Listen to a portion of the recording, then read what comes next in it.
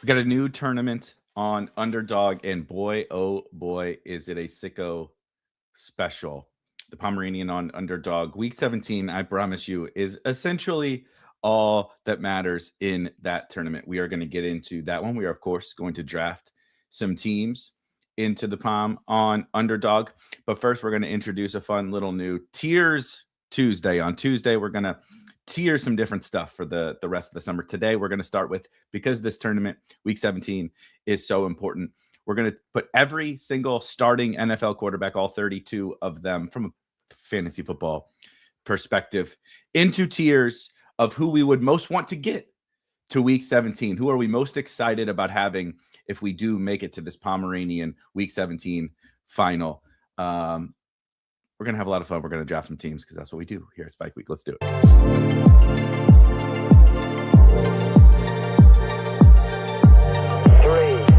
2, 1, liftoff.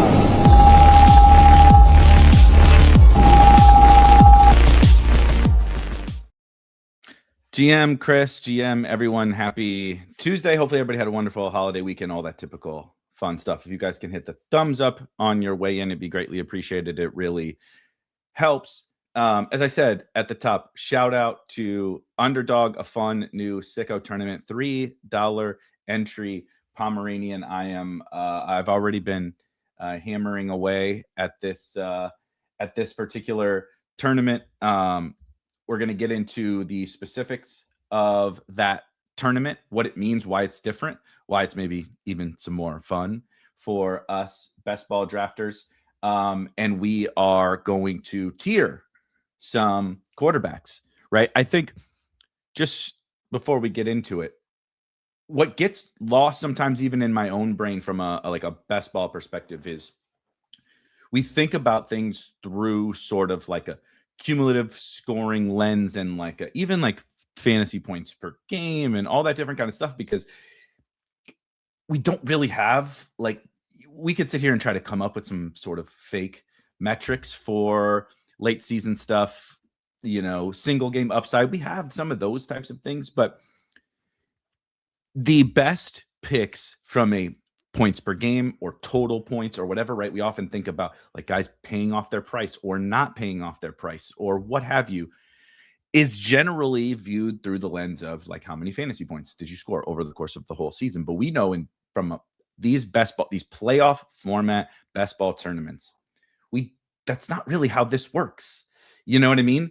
The winning teams every year in even the biggest tournaments, the smallest tournaments, are not generally, not always, there's a ton of variance in like the guys you look back on, like last year, Jonathan Taylor, smash, right? Stone cold smash. A couple of years, then the flip side is like the Amari Cooper, just like a totally mediocre pick who has a huge week 16, but is not available in week 17. Jonathan Taylor is the smash for all of the regular season. If you drafted Jonathan Taylor on every single team in the second round through 14 weeks, you are absolutely printing money. And then he sort of goes away in the playoffs. Derrick Henry has the monster week 17 last year. Same thing happened, right? Saquon and JT did a role reversal in 2024 where Saquon was the absolute smash all of the regular season. And in the playoffs, Jonathan Taylor is the smash. There's always this sort of like push-pull on, of course, we want the best picks. We want the guys who are good during the regular season, but we also want to have guys who have upside in the playoffs, even if they're not the best pick all year, right? They could, in fact, be a poor advance rate pick, but those guys can often come through in the playoffs and be what wins you all the money. And so I want to do some of the tiers type stuff through the lens of, okay, you made it to week 17. Whether or not this guy was a great pick all year in the regular season, even in week 15 or week 16, how do you view these guys if you're able to get there in week 17? Because I think it has helped my game thinking about players through this lens, not just like median projections based, not like how many points are they going to add to my team, how many usable weeks are they going to have, and like all this different, or like I can just get this same guy. I like a guy who goes at pick 110 better than the guy who goes at pick 90 or whatever. Thinking about it through the lens of like, if I showed up to week 17 with this guy on my team, how would I feel? Right? How would I feel about that guy? Because that's ultimately when I'm going to either win or, it's going to define my year from a monetary perspective. Am I going to win money? Am I going to lose money? Is based upon what happens in that week 17 final. And so if I show up to the final and I have this guy, what does that mean? So we're going to do that today. We're going to do some more of that over the course of the summer. Someone's going to get on Erik's bad side this morning. That someone is rock hard because he spelled my name wrong, but he did. He got it back immediately. Spike Week Time, best show on YouTube. Thank you. Hello, Devin, Versaire, Roni, Versaire, week 17 favorite quarterback matchup. Joe Milton versus Jackson Dart for week 17, all the money. I love that. A great inside joke from the Spike Week Discord, which of course you can join with the link in the description. It is free to join, but you will only get access to some small, like in front of the paywall channels. If you subscribe to Spike Week Premium, which of course also a link in the description, $39.99 a month or $200 for the year, you then can get access to the Discord. You just go to your account page, sync it up, and you get a whole boatload of premium channels where all the hard-hitting discussion is going with the best ball sickos in the Spike Week Discord. Sochi, shout out. In my household, we don't mention Amari Cooper. Agreed. Although that was probably my best. It wasn't my exact highest finish, but that was probably my best year in best ball was the Amari Cooper season, and I got through to week 17 in Best Ball Mania without Amari Cooper. Another example of how lucky these things can be. Let's talk really quickly about the Pomeranian. So if you obviously go to Underdog, you can see it is on the main page of the drafts stuff over on Underdog. It's really pretty beautiful. Shout out to Underdog. Awesome tournament. Great tournament for the people. Great tournament for this time of year. It's filling insanely fast. But it's only a $3 entry, which is pretty sweet. A $3 tournament that gives you access to a $50,000 top prize. This is the kind of stuff we want in best ball. It's also 50 max. So I'm a huge fan of this. $150 can get you 50 teams with a shot at $50,000. We can't beat that. But oh, wait, there's more. A wonderful tournament structure for allowing more people access to the sweat of the playoffs. You guys that have followed me at all, if you haven't ever watched the show, welcome.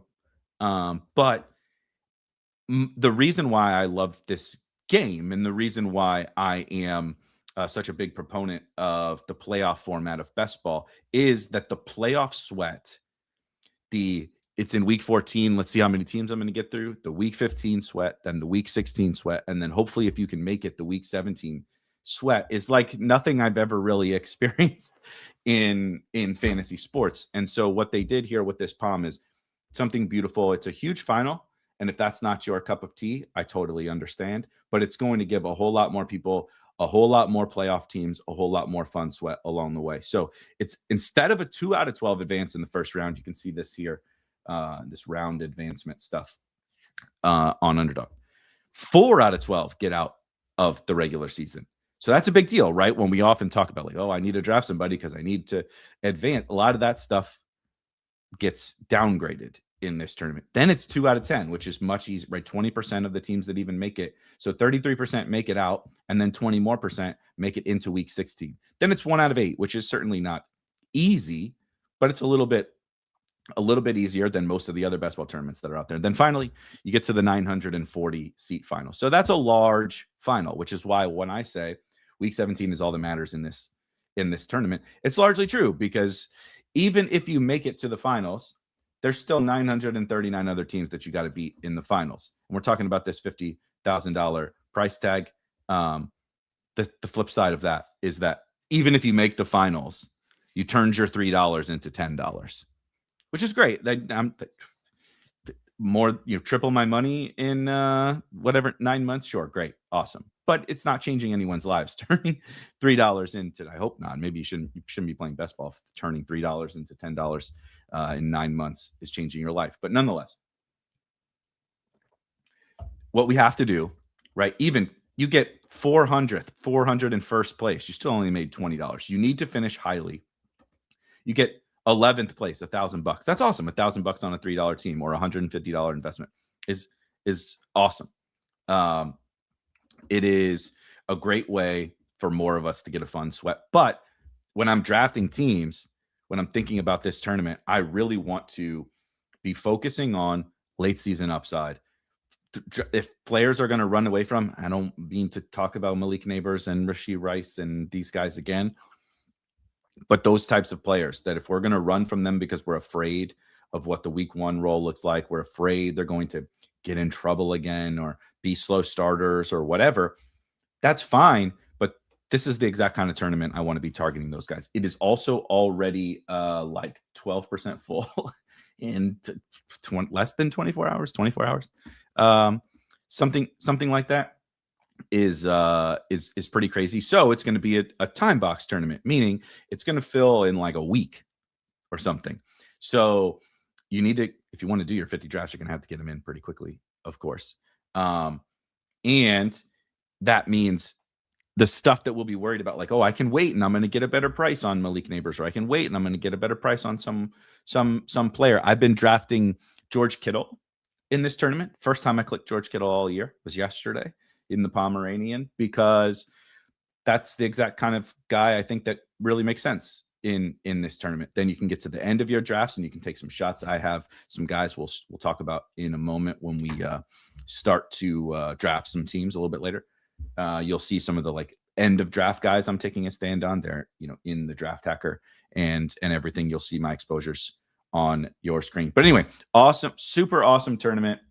Really excited for it. I'm going to try to draft 50 teams into this sucker this week. Really quickly, before we hop over to the tiers, I did just want, especially since we're talking about Underdog here, I don't know if everybody saw our friend of everyone in the draft world, Hope Bishop from Underdog. Dude, Hope is doing just the Lord's work, helping advance the draft games, just overall, right? Of course, specifically on Underdog, because that's who she works for. But she is super helpful for anyone that ever needs anything, that has ideas, implementing fixes and new tournaments, and really just a huge, like I said, friend of folks that like to draft best ball like I do and like you guys do. She just posted on Twitter this morning, I believe that so she had a kidney transplant in 2018, and unfortunately she needs another one. She said she's feeling great, which is good, but to get back to normal, she needs another kidney transplant. So, prayers up for Hope. And she mentions, consider being a living kidney donor. And she has a link on her Twitter account. Go follow her if you want to donate or help in any way. One Best Ball Mania entry or your cup of coffee that you were going to buy this morning or something, supporting Hope, I think would be wonderful. And like I said, prayers up for Hope. We're all rooting for her, and hopefully everything goes well. So shout out to Hope. All right, now let's get to our tier. So as I mentioned, what we're going to do is we're going to take all 32 starting quarterbacks, right? So I'm going to be a little picky choosy, because we can have the conversation about like Jacoby Brissett versus Gardner Minshew versus Carson Beck. I'm going to pick the guy, specifically the guy who is kind of the highest of ADP, amongst these quarterback rooms. And so like we're going to go Mendoza for the Raiders. We're going to go Brissett, Geno Smith, etc. Like we can have the conversations about Cade Klubnik another time. But what we're going to do, we have 5 different tiers, and I sort of picked them out as some funny names. I do think I'm going to do Shador versus Air in the chat. I can't stomach the Deshaun Watson discourse, so we'll roll Shador Sanders. I should do Taylon Green, but again, let's not get into that. So we got 5 tiers that we got to put these quarterbacks in. I labeled them in just what I thought was a fun way. So at the top, the guys you want to have the most, right? You flip over the cards in week 17 and you say, this is who I want to have on my team. Number 1, I'm most excited, is of course the GOAT, Tom Brady. Best quarterback probably of all time, certainly the winningest, right? When Tom Brady shows up to the Super Bowl, or you show up to an important game with Tom Brady as your quarterback, you feel pretty damn good about that. He was a good fantasy quarterback as well, especially at his prime, but just, from a real life perspective, he's on here. Yes, Tebow, we'll get to it. Tier 2, Cam Newton was a very good real life quarterback, but maybe not the perfect real life quarterback, but certainly has fantasy upside, right? Doesn't quite get to the top tier of like, man, we showed up to the big game with Tom Brady, but the next tier is like, this dude could definitely win me the week, right? Middle tier, I tried to think of the most mid, both like fantasy, real life, whatever. Right in the middle, you're like, this is fine. This is fine. And that's Andy Dalton for me. It's just Andy Dalton made some Pro Bowls. He had some great games. He was the quarterback of some very good Bengals offenses. Popped up again with the Panthers for a good game or two. But Andy Dalton, you're like, I can win. I don't know if he's going to be the reason I win, but I'm not mad about it, about the Andy Dalton thing. Tier 4, yes, apologies to CJ Stroud. He just happened to be top of mind from some recent conversations. And what I'm classifying the 4th tier, the CJ Stroud tier, as, he's a starting quarterback. The rest of the team is probably going to have to carry him, which is what has been happening in the playoffs for CJ Stroud, and frankly, for the last couple of regular seasons for CJ Stroud. The Texans defense has carried CJ Stroud. He may be the guy taking the snaps and throwing the passes, but you really better have a pretty darn good team around him if you're going to win. He may not necessarily lose it for you. He might try, but he may not lose it for you, but he's probably not going to be the reason you win. And then the Trey Lance tier, which is, of course, the tier that I don't fucking want this guy on my team because he sucks or he is not playing. Right? Trey Lance notably, obviously got hurt as a rookie, but Trey Lance notably has been essentially a backup despite being the number 3 overall pick for his entire career. So the Trey Lance tier, which pains me, I assure you it pains me, but nonetheless, the Trey Lance tier. So Tom Brady, Cam Newton, Andy Dalton, CJ Stroud, Trey Lance, those are our tiers. I see you guys, yeah. Stroud, the only active QB named as the tier, and not a good sign. It was just I was putting it together pretty quickly this morning, and CJ Stroud, the goal of the 4th tier was like, he's a quarterback, he's on a team, but I probably need the rest of my team to carry me, and just like maybe not no other quarterback breaks the slate, right? The tier 4 is like, God, can I win with 19 points at quarterback, please, God? That's the CJ Stroud tier. All right, so we're going to start. We're going to start with, of course, they have all the backups and everything on here on the tier list. We're going to start, just go right down the row. They have Lamar Jackson first. We're going to start with Lamar. This will be like fairly quick. I don't want to like get crazy in the details on this. I like this. The Stroud can also be the Jimmy Garoppolo. I almost put Trent Dilfer, but I thought like that was a little too throwback. I was trying to keep it a little more modern. Jimmy G is a good one. As I said, Stroud just happened to be top of mind. Lamar Jackson, of course, I will factor in somewhat of the matchups in Week 17 because that is, of course, a factor in how we think about these things. Lamar Jackson is one of the few in the Tom Brady tier for me, for sure. I know he's off of a down season, but this is a multi-time MVP in 2024. I feel like maybe it's just me. I feel like Lamar's big games and big seasons are sort of like overlooked a little bit, like how good this dude is, because we've had injuries. He has to take bathroom breaks during the middle of tournaments, during the middle of games. We've had issues, right? With Lamar Jackson. It's been a bit of a roller coaster. The Ravens have leaned on Derrick Henry. We've had more Derrick Henry sort of league winning games than Lamar has. But in 2024, so just 2 years ago, Lamar Jackson threw for 4,200 yards, 41 touchdowns, and just 4 interceptions. Played every game. And oh, by the way, Oh, by the way, he ran for more than 900 yards. He almost ran for 1,000 yards again just 2 years ago. If Josh Allen didn't exist, which of course we'll get to in just a second, if Josh Allen didn't exist, we would all be losing our minds about Lamar Jackson, despite the down season last year, right? He was banged up. He didn't run quite as much. They were run heavy. We have Declan Doyle in town. They got rid of all their heavy personnel type guys. It looks to be a more modern spread offense, leaning on Lamar a little bit more. Will Lamar ever run as much as he did? I don't know. But the guy's 29, and he plays the Cincinnati Bengals in Week 17. Sign me up for Lamar Jackson. I keep getting him at these crazy discounts. It's really wonderful. By the way, I need to. I drafted a few. I drafted a few teams this morning, so I want to get that on there. Okay, back to the tiers. Next up, Josh Allen. I almost made the top tier the Josh Allen tier just so CJ Stroud didn't feel left out. This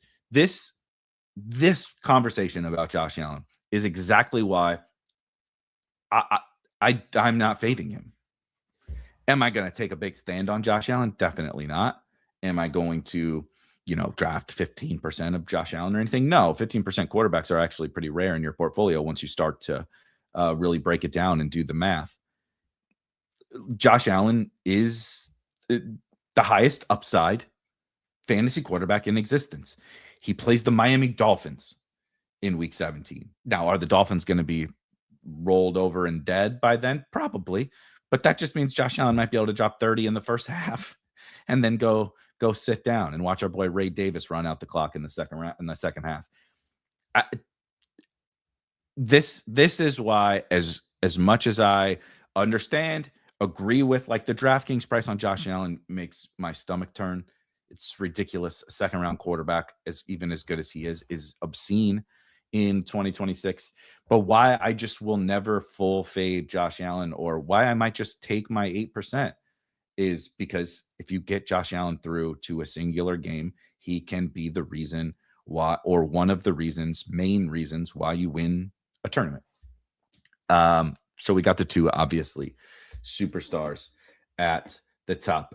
Joe Burrow is up next here, and we're going to put Joe Burrow in Cam Newton. He, of course, doesn't run as much as he used to. He is, speaking of, like, if we're discounting guys for injuries, Joe Burrow sure gets hurt a lot. The lack of running is not ideal from Joe Burrow, but he is, of course, also in that Baltimore Ravens game. Bengals Ravens in Week 17, super duper fun. But the Bengals are just like the Coors Field of fantasy football. They throw it a ton.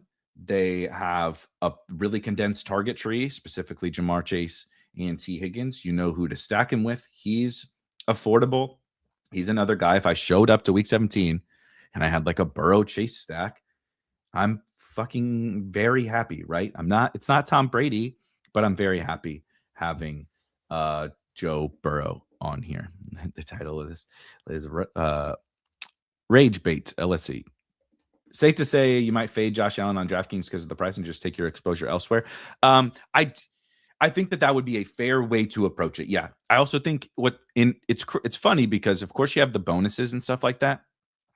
But with so much of Josh Allen's production comes from rushing touchdowns. Inherently, on Underdog in half PPR with no bonuses, if a quarterback is running for 14 touchdowns in a season, he can run for 2 or 3 in a singular game. That guy is more valuable, but he's cheaper on Underdog than he is on DraftKings, right? It's easier for the other quarterbacks to hang in there with a big Josh Allen game by throwing for 303 when Josh runs for 2 or 3 touchdowns. Like, they can't reach what Josh Allen can do, but Joe Burrow can go 400 yards and 4 touchdowns through the air and hang in there with even a nuclear Josh Allen game. So I would tend to agree with that. I probably won't full fade Josh Allen on DraftKings. Sometimes he falls, and it's nice to get one of the real cheap Josh Allen shares if you can do it. But I would say Underdog will be my highest Josh Allen. Then Drafters, I guess. Then DraftKings, probably, if I had to order them.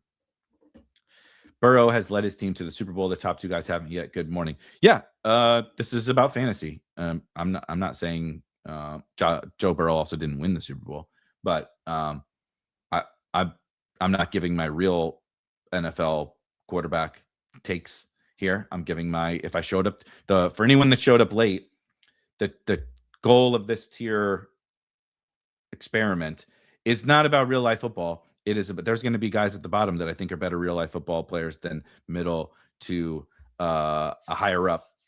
The goal of this is to decide if I show up to week 17 and this quarterback is on my best ball team, how do I feel about them being on said team? Costco Matt, what a name. Kid Kick says, I like Allen, but should be discounted. He might not even play in the last 2 games like last year. Yeah, I think maybe like that I would classify that into the aren't you worried category, where you're like, aren't you worried that Josh Allen isn't going to even be doing anything against the Dolphins in week 17? Sure, I am.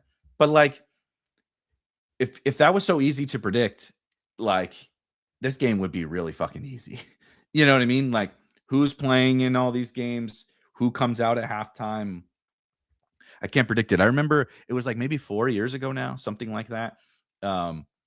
Trevor Lawrence was actually this was one of the other than last year, one of the times that Trevor Lawrence has been a solid fantasy pick. I made it to the finals of, I think it was the DraftKings 555. I think they were still doing it as a 555 last year, right? The monster millionaire on DraftKings. And my 2 quarterbacks were Jalen Hurts and Trevor Lawrence. And Jalen Hurts didn't play in the game. I can't remember if it was injury or sitting out because of the record. Trevor Lawrence sat out in week 17, or he played like the first quarter or something like that, and sat out in week 17 because the week 17 game for them didn't matter, and only week 18 mattered, because they were the only thing that mattered for them to get into the playoffs was winning the division. I believe they played the Texans in week 17. It might have even been the Titans. I don't remember.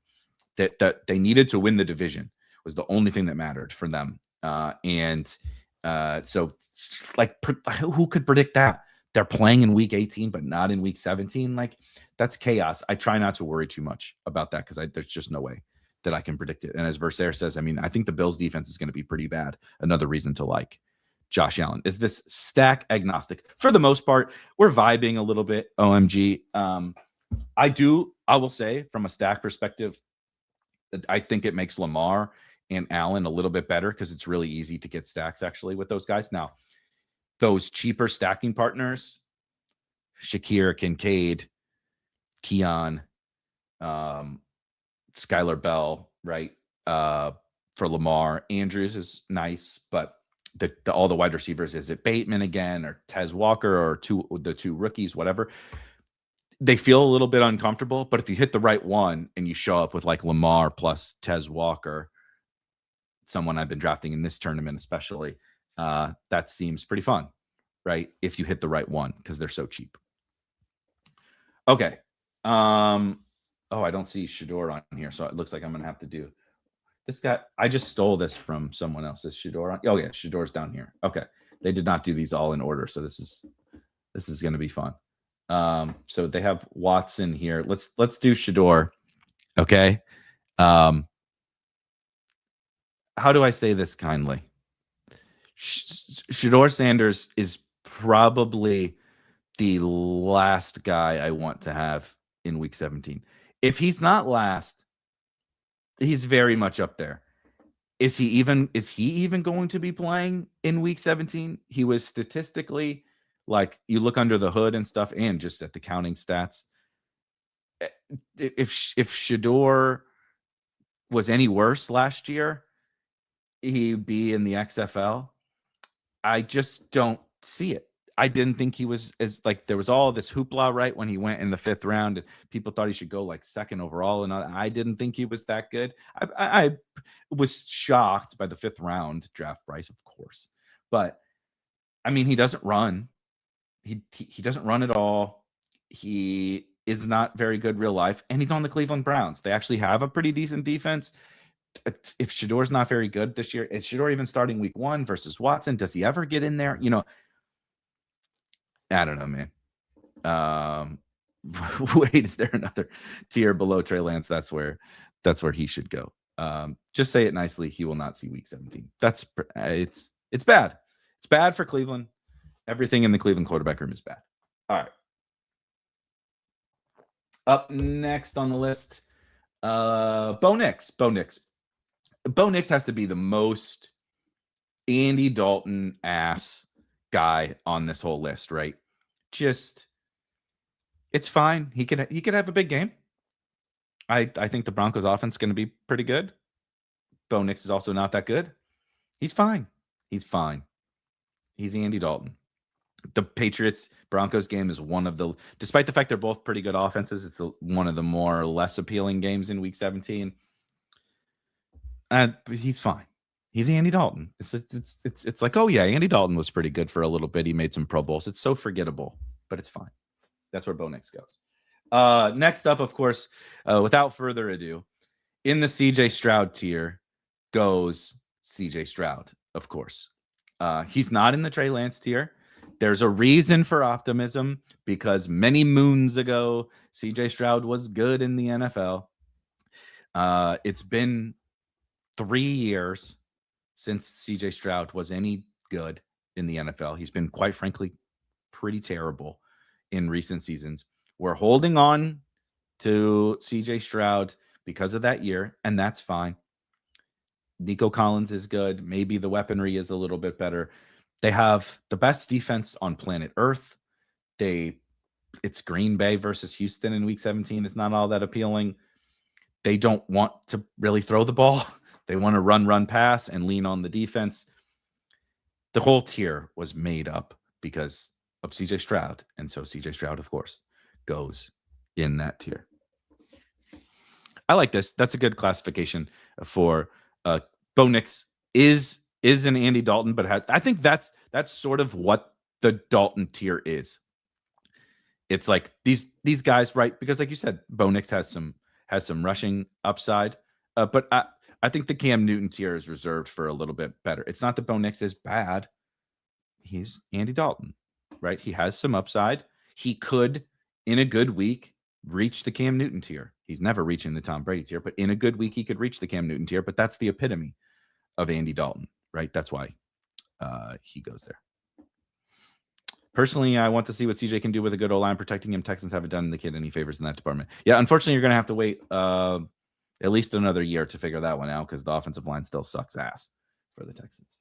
All right, we did Bo Nix. On to Daniel Jones is up next. I'm putting Daniel Jones right next to his division mate in the CJ Stroud tier. I know someone would say, oh, man, are you sure? Shouldn't he maybe be in Andy Dalton? He was pretty good to start the year. Well, he also tore his Achilles late in the season. I think what we saw even before the Achilles tear to close the season was a bunch of CJ Stroud-ass games, never eclipsing 20 points. He was not very good down the home stretch, and then he also tore his Achilles. And then his team let Michael Pittman walk and replaced Michael Pittman with Nick Westbrook-Akine. It's pretty bleak in Indianapolis. They paid Alec Pierce, who I think is fine, but is certainly miscast. Him and Josh Downs both are fine, but if they had Michael Pittman, if they had another guy to go with those guys in Tyler Warren, obviously Jonathan Taylor rocks, but that he's not, throwing a whole million passes to Jonathan Taylor. Daniel Jones, CJ Stroud for me. It's so funny to say Daniel Jones in the CJ Stroud tier. Trevor Lawrence is also in the Andy Dalton tier. The Andy Dalton tier might get pretty fat and happy. I think there's a lot of Andy Dalton ass quarterbacks, and that's how it should be, right? The most C's, the fewest A's and F's on a grading on a curve. But I like Trevor Lawrence. I like the Jaguars. They have a bunch of weapons. I like Liam Cohen. I think that the Jaguars stacks are perfectly fine, just like the Broncos stacks are perfectly fine. I think they're going to have a good offense. I think Trevor Lawrence can have games that you're like, oh yeah, Cam Newton tier. Dropped 30 this week. Awesome. But I don't think he classifies for consistently being in the Cam Newton tier, at least not yet. And he has not yet to this point in his career. For sure in the Cam Newton tier, which is I don't is this a hot take? Is this the standard? Yeah, and I mean the matchup. Agree. Rockhard says Lawrence could really go off this year. Who do they play in Week 17? And it is the Commanders. That's a great game. I'm very excited for that game. It's a good reason, to maybe if you really like the Jaguars and you really like the Week 17 matchup and you want to move him up, I think it's totally fine. I think it's going to be a good game for sure too. But I can't just take this guy. Like, he's played in other great scoring environments too over the course of his career. Like, he plays in a division where, other than the Texans, there's lots of opportunity to score games. They've played mediocre schedules where he plays plenty of bad teams, and he's still always just sort of been an Andy Dalton level player. How much help was Pittman really? I mean, compared to Nick Westbrook-Akine, he was a lot of fucking help. Michael Pittman is a good NFL wide receiver, especially at being able to move the chains. He's a big body on the outside. I mean, there's a reason Michael Pittman commands such a heavy target share every single year. Like, I don't think Michael Pittman's like turning your offense into some elite offense, but I think he's very helpful. If you backfilled Michael Pittman with something at least close to as good as him, like, I'm trying to think of an example.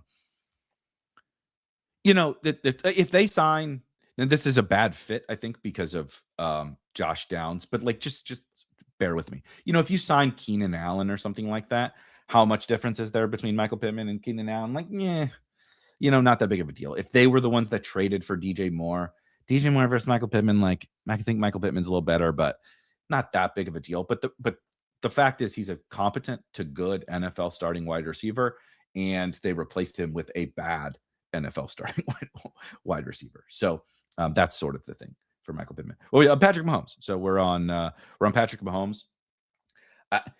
If this were a real life quarterback conversation, Patrick Mahomes would go in the top tier. Can Patrick Mahomes have big games like Cam Newton did? You bet your ass. But Patrick Mahomes tore his ACL late in the year last year. He's been a little bit more running reliant, certainly at least scrambling reliant, whether that be scramble to rush for yards or scramble to make some stuff happen and play backyard football. So I think that he needs to be right. So there's some risk on the ACL. They didn't add, they added a running back, but not like a pass catching running back. So they added a guy who theoretically can take away some of the goal line touchdowns, of which he gets some bullshit stuff down there every once in a while. He's good. I really like Patrick Mahomes, but I don't think you can put him in the. We'll see if anyone else can even get to the Tom Brady tier. But as great as Patrick Mahomes is, as awesome as he is in real life, like I said, if this was a real life quarterback conversation, he would be at the top with those other guys. But this is fantasy, and that's how it goes. Oh, see, I wasn't sure if people would be pushing back the other way. But Mahomes has not been a huge producer in the past few years. Now add the injury, he should be in the Andy Dalton tier, they said. Appropriate ranking. Good. Yeah, no pushback from me. I just think Michael Pittman is a fine NFL wide receiver. Does Bieniemy, right? So they had Matt Nagy last year. Bieniemy is good. It's a positive. It's a positive for Patrick Mahomes, but I don't think it takes him up into the elite tier. He's had Bieniemy as his offensive coordinator. It's sort of Andy Reid's show, and the offensive coordinator is his sidekick. And so he's had Eric Bieniemy before for years and not been in the tier of Josh Allen and Lamar Jackson. Oh, I like this. This is a fun take. Wyatt thinks that Mahomes and Trevor Lawrence should be switched. I could get behind that. I'm a little higher on Mahomes, I think, and a little bit lower on Lawrence than you are, but I get it. I do think that's fair. That's a totally fair pushback or criticism or whatever. All right. My favorite quarterback to draft is Justin Herbert. And if there's a guy who I were to move up just totally, and we'll see when we get to the end. If I don't get anybody else into the Tom Brady tier, we'll see. But Justin Herbert is awfully appealing. Like it's very enticing to put Justin Herbert into the Tom Brady tier. Every fiber of my being wants to move Justin Herbert up.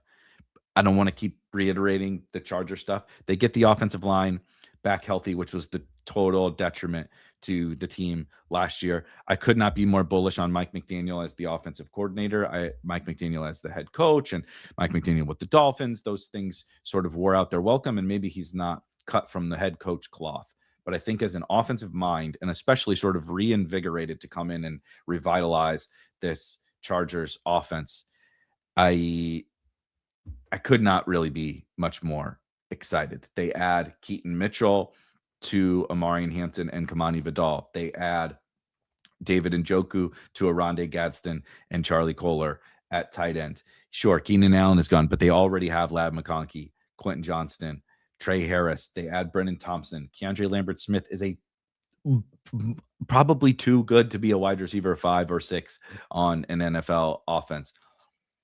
I just couldn't be much more excited. I have to try to be a little bit unbiased, and I am going to put him in Cam Newton, but he's the guy for me that I would be really, really excited to move up if I were being irrational. Herbert is a secret. Don't need that ADP any higher, says Deadhead. I'm with you. I love me some Justin Herbert this year. All right. Let's see. This is also going to put to the test my my headshot game here. Poor Geno. I have to put Geno down in Trey Lance. It's not that I dislike Geno. Trey Lance had a couple of good games, I guess, and Geno might have a couple of good games. I kind of am excited for the Jets offense for like the first little part of the season. It just feels like dead man walking. It just feels like total dead man walking for Geno Smith. Like Cade Klubnik plays at the end of the season. The Jets are tanking for next season. Aaron Glenn is fired. They clean house and Geno could help best ball teams for the first 10 weeks of the season. But I think when we get to week 17, he's probably just holding a clipboard like Trey Lance does. And so we got to put him in Trey Lance. All right, let's see. I'm going to rapid fire. Is that Tua? I think that's Tua, right? Yeah. We're going to put Tua down in Trey Lance for the similar reasons. He sucks for fantasy. The Falcons only have like 2.75 good offensive weapons. The offensive line is not all that great. And I think if the Falcons have their druthers, Michael Penix will be starting at the end of the season. Michael Penix is also not very good, but dude, Tua, like, no, thank you. I just can't. I just can't do it. This is going to be a little bit maybe controversial, but I'm putting my boy Drake May into the Andy Dalton tier. If I show up to week 17 with Drake May, I feel fine. And that's maybe a hot take. I think he's awesome in real life. He's awesome in fantasy. I think he's a little overdrafted. I think he should be more in, this. It's a huge tier and it doesn't really matter. They still do want to run the football. They still do have a good defense. They have a little bit of boomerish coaches. We're assuming they get AJ Brown, which definitely could make this ranking look foolish, and he should be in Cam Newton. But they feasted last year on the worst schedule in all of football. Now, the division helps keep the schedule fine, for sure. But then you just add in that Denver game in week 17. Certainly not going to be ideal weather conditions. It's cold at a minimum that time of year. And, I don't want to get full-blown let's predict defenses, but the Broncos are right up in that elite tier of defense that just bumps May down a little bit for me. Let's see. Boy, there's a lot of pictures that I don't fully recognize on here. Will Levis. Kyler is going to go in Andy Dalton. Andy Dalton seems pretty fitting for Kyler Murray. Not sure how good he is anymore. Not sure how much he's going to run anymore. It's just the Vikings.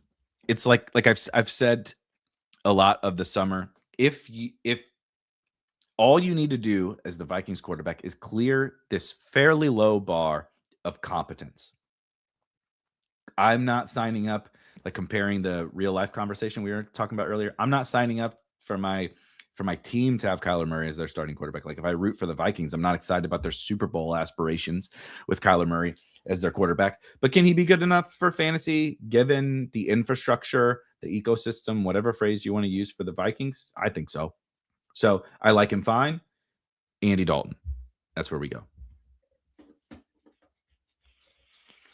I have May a little bit behind ADP, I think. But the difficult part with the quarterbacks, like I have other quarterbacks ahead of Drake May that go behind him, if that makes sense.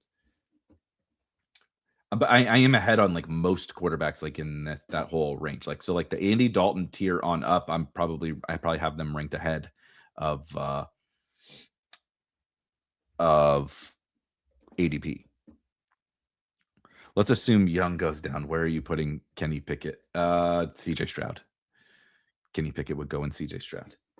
Because the only reason he would go in CJ Stroud is because I'd be like, well, I know he's playing. Part of the Trey Lance issue is like these guys are the risk of not playing. Kenny Pickett obviously would go in Trey Lance with Bryce Young healthy because he's not going to fucking play in week 17. But if Bryce is not out there, then he's just a whatever. Kirk Cousins. Bryce definitely goes in. CJ Stroud, very fitting that both of those two guys from the same draft are in the, hey, it could happen. They're starting quarterback, and they're probably going to be playing in week 17. Bryce Young's not going to be the reason you win. But he can, like CJ Stroud, like Daniel Jones, hang on for dear life and hope nobody else bears you. Let's see. For now, I'm going to put Caleb in the Andy Dalton tier. I think it's only fair if Drake May and Trevor Lawrence and Bo Nix are in Andy Dalton, that Caleb Williams goes here. The Lions game is certainly appealing, though it is in Chicago and not in Detroit. I also think the Lions defense is going to be a bit better this year. The Bears defense might be a bit better this year as well. I like Caleb just fine. He goes in that tier. Sorry, I'm trying to run through all of these. Malik Willis. TiVo wants to do Malik Willis. He's the most difficult one to rank. I may have to move. Andy Dalton tier is getting really big.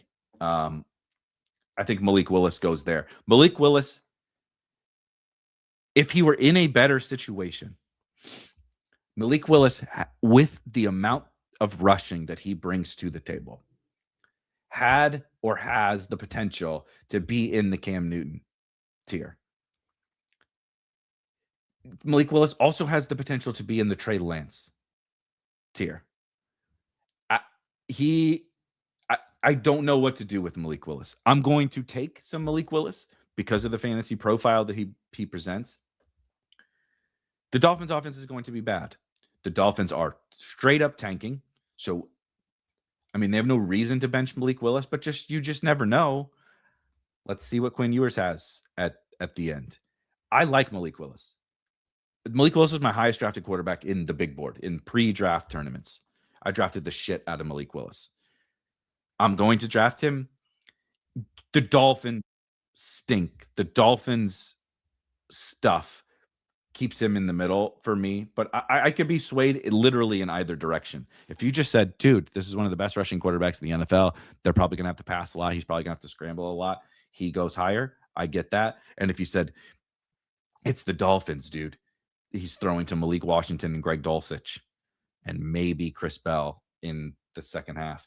And also if you said Trey Lance, like, dude, he's not going to, I think Trey Lance is bad, but he's kind of Trey Lance-ian in the way he's a running quarterback. That's what we're banking on for fantasy. He's a tricky one. A wide range of outcomes on Malik Willis. I just think the Dolphins landing spot really zapped a lot of that value.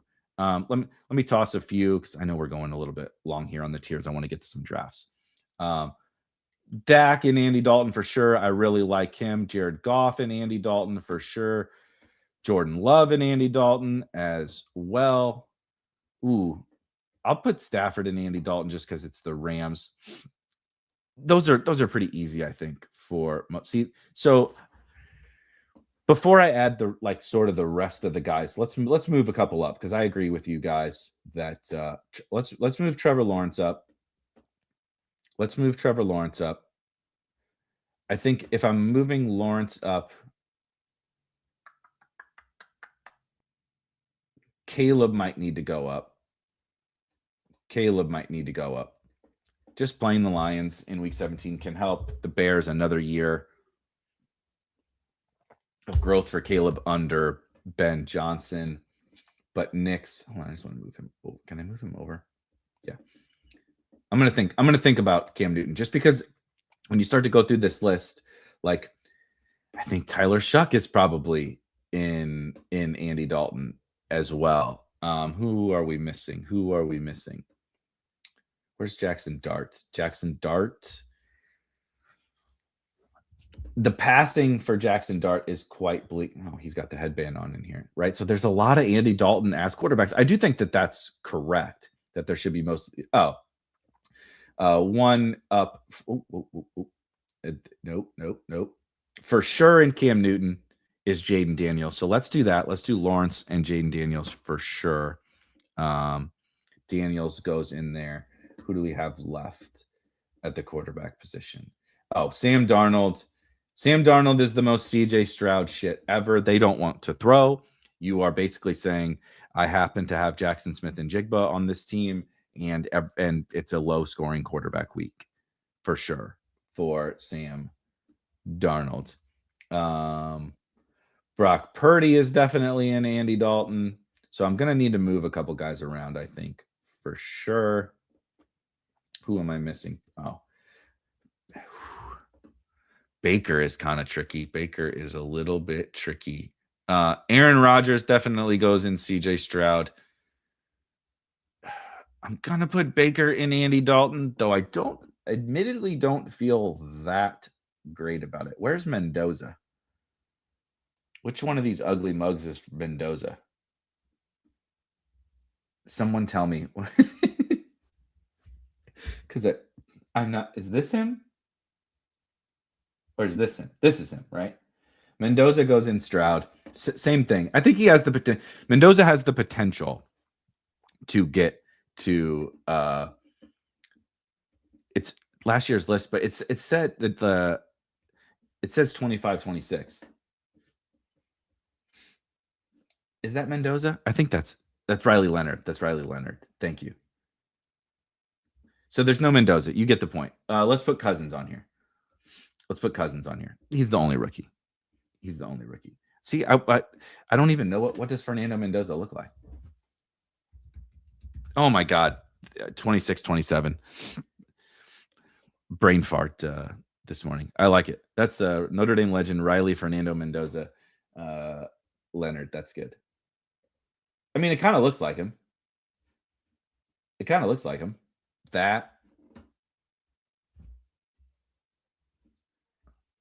There's Leonard. I mean, come on. That is the meme of all the frat bros sitting in a line at the Cubs game or whatever. Come on. Hold on one more time. Mendoza. Yeah. Okay. I feel comfortable with that mistake for sure. Anyway, we'll put Kirk Cousins in there to make up for. They look like 100%. Okay. How many guys did we do? 1, 2, 3, 4. Am I forgetting anyone? Jacoby Brissett for sure goes in the bottom tier. Make sure I'm not missing anybody. We did Dart.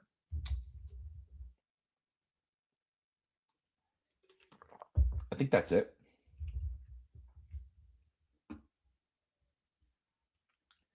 Yeah, boy, this is difficult. Okay, let's move a couple because this is too many in Andy Dalton. I want to Okay, so we're gonna make it. I have 3 in Trey Lance, so I'm gonna put 3 in. Actually, I don't know why I just put him in CJ Stroud. Definitely Jacoby Brissett in Trey Lance. So our Trey Lance, Shador, Geno, Tua, Jacoby Brissett. That's right. That's right. Lamar, Allen. I'm gonna put 2. So I'm gonna put 2 more in the top, and then I got to move a couple of the Andy Daltons up. Okay. Well, this is good. This is good. Jaden Daniels is easily the first guy that goes up there. Now, Burrow, I get to do Herbert. I get to do Herbert. I agree. If I miss someone, they obviously belong in Trey Lance. I get to do my Herbert thing. So that gives us 4 in Trey Lance, and I think that's the perfect 4. Shador, right? The Browns shit, the Jets, the Falcons, and the Cardinals. In Trey Lance, not interested in them. We know Lamar and Allen are in the top tier. We're moving Jaden Daniels and Justin Herbert up to the Tom Brady tier. If I get to week 17 and I have Jaden Daniels on my team, I could not possibly be more excited. If I get to week 17 and I have Justin Herbert on my team, I could get wildly excited, way too excited, which means I need a couple more in. So what, like 3 more? If I have these 6 in CJ Stroud, Kirk Cousins / Fernando Mendoza, Aaron Rodgers, Sam Darnold, Bryce Young, Daniel Jones, and of course CJ Stroud in CJ Stroud. I think if I'm moving, I'm going to move 3 guys up. Ooh.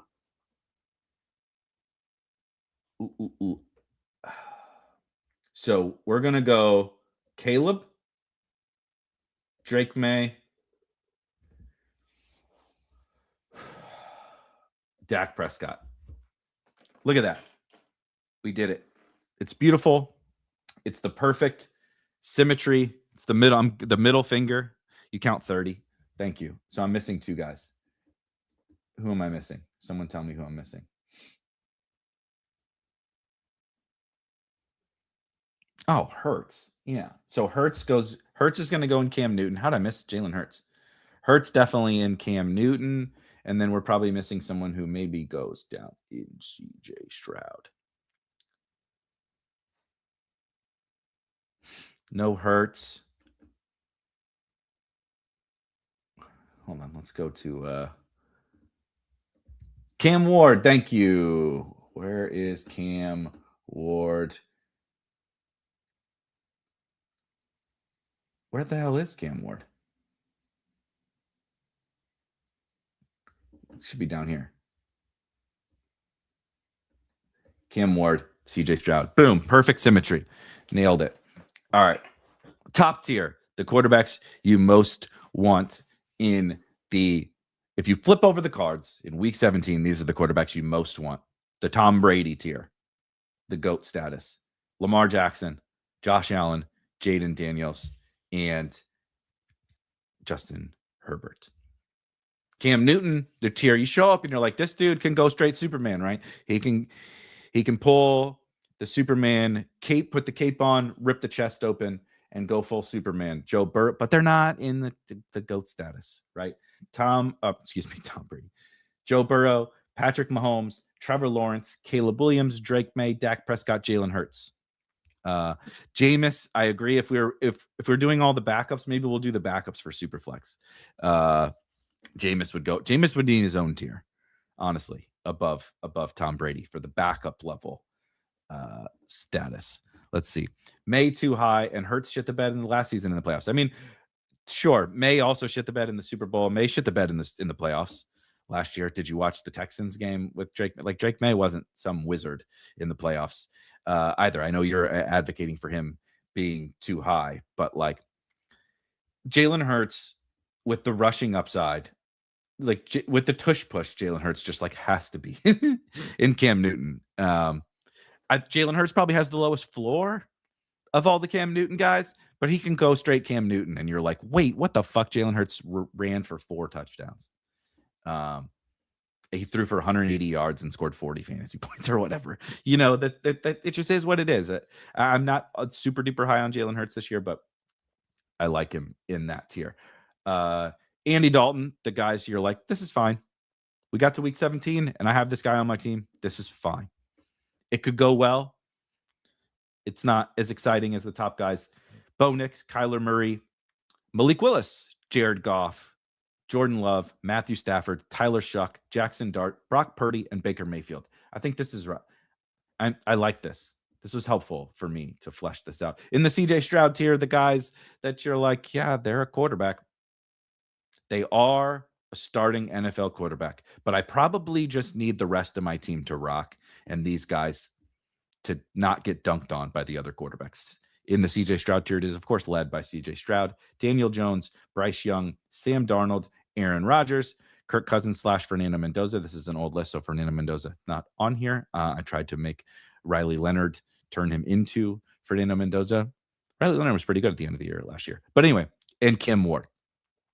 And then in the Trey Lance tier, the probably just not going to be playing. Probably don't want to have them because they're not going to score fantasy points even if they do play, and they all kind of stink. And it's the 4 really, really disastrous quarterback rooms in Cleveland with Shador, in New York, the Jets with Geno, in Atlanta with Tua, and in Arizona with Jacoby Brissett. All right, let's pop on over into the Pom. That was fun. I don't know how entertaining that was. I don't know if that kind of stuff makes for good content, but it helped me. Perfectly symmetrical, and we had some fun. All right, we're gonna draft the Pom over here. We're gonna try to win $50,000, $3 at a time, and it looks like we need 4. Speaking of Leonard, what are the chances he starts this season? I think probably higher than some people think. Honest to God, if I'm the Colts, it's such a weird thing because they were winning last year with Daniel Jones. So I assume that they think that they can make the playoffs. I don't know what any other reason why you would bring back Daniel Jones other than you think you can make the playoffs. So I don't agree. I don't agree with them. And where I specifically don't agree with them is, okay, let's say you sneak into the playoffs. You're not winning the Super Bowl with this roster. You're not winning the Super Bowl with Daniel Jones. You're not winning the Super Bowl with Nick Westbrook-Akine out there. You're not winning the Super Bowl with that defense. Maybe Riley Leonard is the guy. You're going to live in purgatory. Let's at least find out if Riley Leonard's any good. You know Daniel Jones isn't the savior. Let's see it. And I think it's possible that Daniel Jones isn't ready week 1. I also think it's possible that get a little Jamar Chase action here for our Bengals Ravens week 17 smash game. So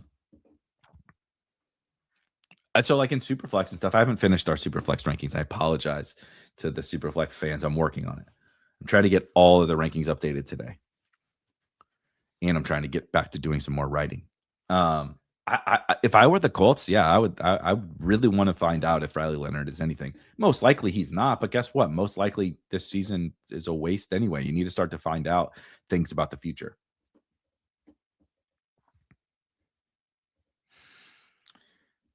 I think so. Tebow says he's been switching between Richardson and Leonard in Superflex drafts. I think Richardson's outs are on another team. You know, like it doesn't make any sense anymore for the Vikings because they have Kyler with McCarthy. But I don't know, maybe they totally give up on McCarthy, and KOC liked Anthony Richardson in the draft. I think you need someone else to take a shot. You know, the Jets or the Falcons or whatever take a shot. That they're not. I don't think those teams are going to. But I tend to think that Riley Leonard is going to be the backup there. I think he showed enough last year. I think the marriage between Richardson and the Colts is they have filed for divorce. I think it hasn't gone through yet. You know what I mean? It's in court proceedings. Nobody thought the Seahawks had a chance with Darnold either. The difference is I liked Darnold more than other people did. Like I drafted the ever-loving shit out of Darnold and the Vikings. I thought they were going to be pretty good. And I thought the difference, though, the Seattle roster around Sam Darnold is significantly better than the roster around Daniel Jones. Sam Darnold also just came off that season with the Vikings where he was electric. And Daniel Jones was fine last season. Like he was okay. But he didn't do what Sam Darnold did. So we had a little bit more reason for optimism. Like if you put Daniel Jones in the Seattle situation with the one, I always say the Texans have the best defense in the league. The team who has I'm going to take Malik Neighbors because of course I am. The team who has the like best opportunity or the resume to say, are you sure that the Texans are the best defense is probably Seattle? So it's that. If the Colts had that roster, I would say, yeah, sure, go for it with Daniel Jones. Right? But they don't. That's the problem is they're stuck in purgatory. They're like the Steelers. They're like these teams that you're like, you're not a quarterback away.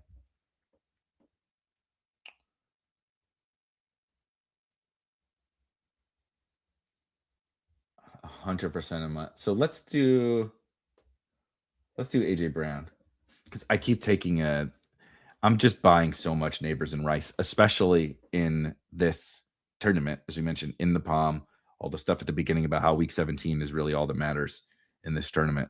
Like these are the kind of guys I want to be drafting.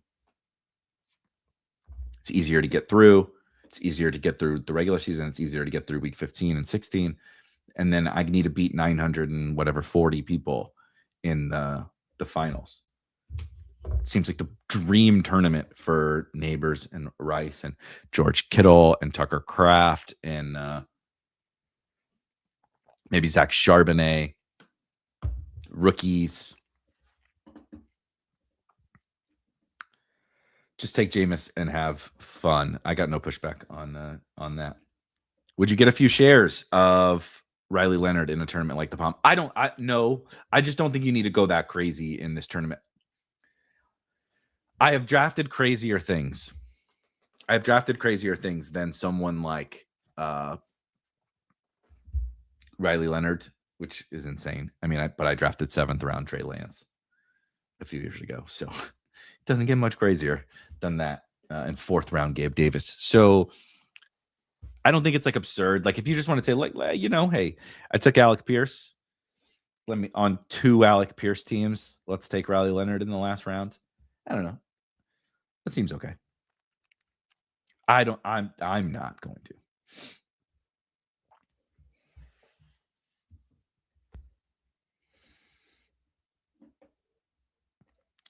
Goober says, with the 4 out of 12 advance rate, the Pom will be where I get most of my Neighbors exposure. I think this is the thing that I sort of talked about last week when we did the whole Malik Neighbors bit, that if you wanted to say, I just don't feel the need to take Malik Neighbors right now in like Best Ball Mania. I get it. Makes total sense. I want to make him like a stand and I want to buy down. I don't know where the bottom is going to hit, blah, blah, blah. But if you just said, I want to wait in that tournament, sounds good. This tournament is fucking made for picks like that. Right? This tournament is completely made. 33% of the teams get out of round 1. Then you need nuclear stuff to happen in week 17. That screams Malik Neighbors to me. Let's see. I keep taking Loveland as well in this tournament. Chase, Evans, J-Mo. How about I usually end up getting J-Mo not on Jamar Chase team, so let's try that. Chase, Neighbors, AJ Brown, a typical Erik 0 running back team, but Bucky and Travion do look good here. Also does Loveland. Let's hope they don't all 3 go. It does seem like they're all gonna go. Yes, we get one of Bucky or Travion here. So we played it all right at the turn, taking J-Mo first. Because he definitely was not coming back. Travion goes. All right, we'll take Bucky. Pick 51, Bucky. I'm down.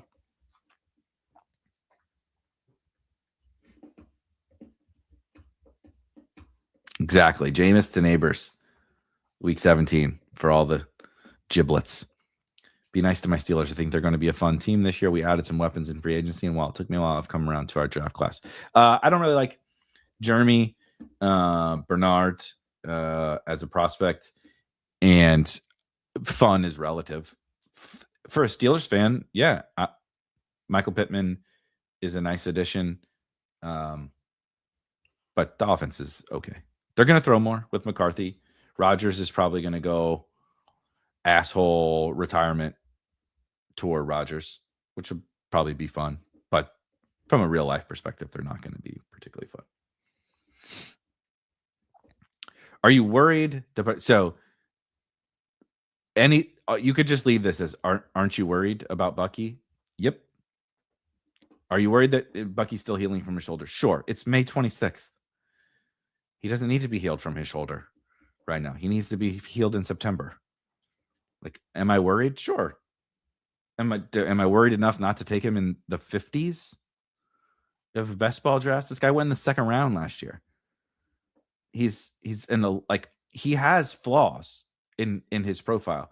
Show me, right? DeAndre Swift just went in ahead of him, right? Like he's in Jadarian Price has flaws. Bashal Tutin has fries. Bashal Tutin probably likes fries. I like fries. Chuba Hubbard, Ramon, all these guys have flaws. Bucky has flaws, including I'm always worried about everything. But is the juice worth the squeeze at the price? Yeah, I think so. Can Pittman come? This is it's really funny to make an analogy of Michael Pittman's role in an Aaron Rodgers offense to his Jets season. Can he be the Devontae Adams to DK Metcalf's Garrett Wilson? Is really funny. Not Jordy Nelson and Donald Driver, not Randall Cobb and Devontae Adams, not, none of that. We chose the Jets. That's really funny. I like Mike. I straight up really like Michael Pittman this year. As much as one can like Michael Pittman in best ball, I like him. I think they're going to throw. I think he's going to lead the team in targets. I think he's a pretty solid wide receiver. After pick 100, sure. Seems great. Oh, look at that. Burrow comes back to us with Chase. Deal.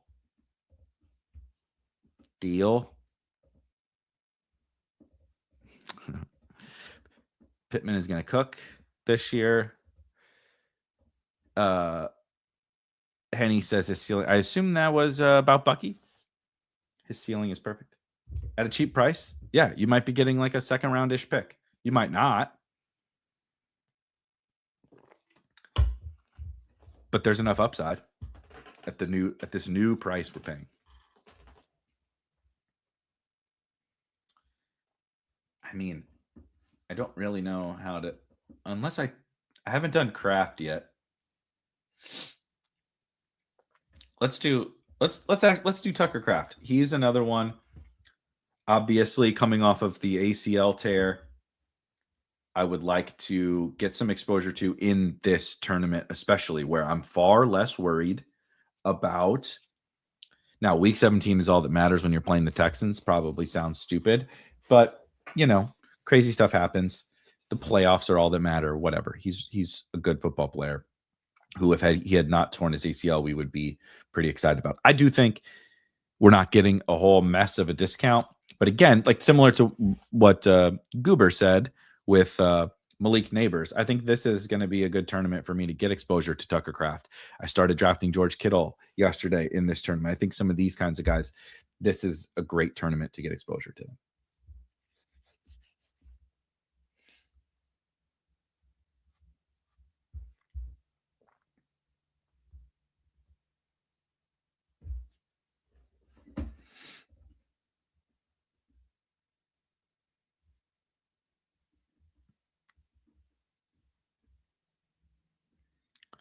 Let's Let's see. What about when Derek Carr gets signed? Who's signing him to be a starter? Nope. There's no like starting openings.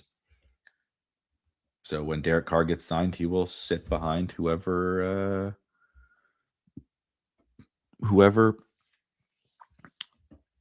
he signs with the, I don't know, I'm making something up.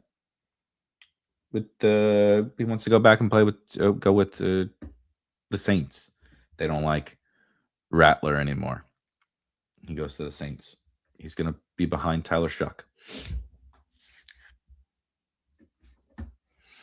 Definitely was an argument. I like Jackson Dart a lot, and I frankly don't draft a whole ton of Jalen Hurts. So it's a little bit more of a price thing. Like if Dart and Hurts' price is flipped, I would draft a lot of Jalen Hurts and probably not so much Jackson Dart. But they're not flipped. And Jackson Dart falls a good bit. So with his rushing, I still don't know what the upside is as a passer as of yet, but I'm willing to find out given the rushing floor. And yes, aren't you worried about all of his health risks with the running and all that? Of course, definitely. But I'm worried about everything with every player of all time.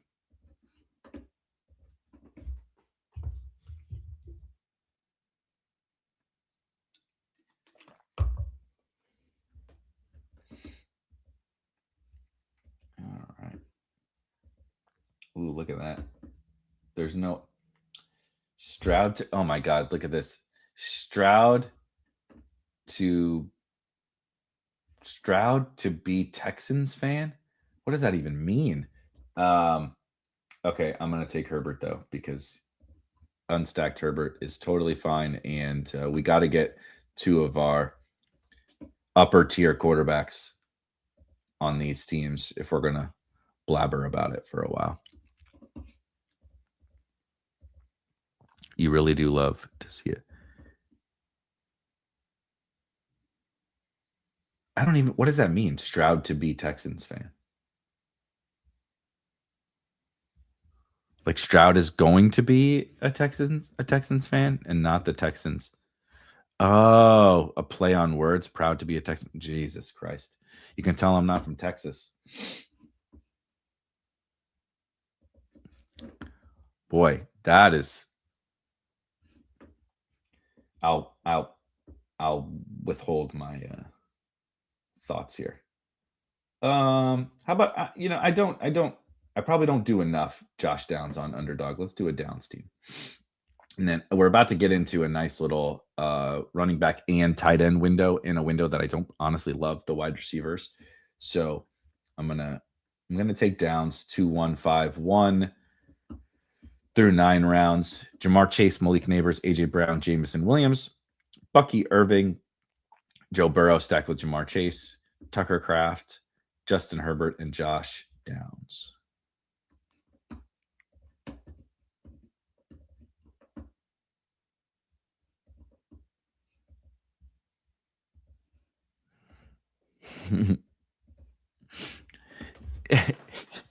It is an interesting choice for a username because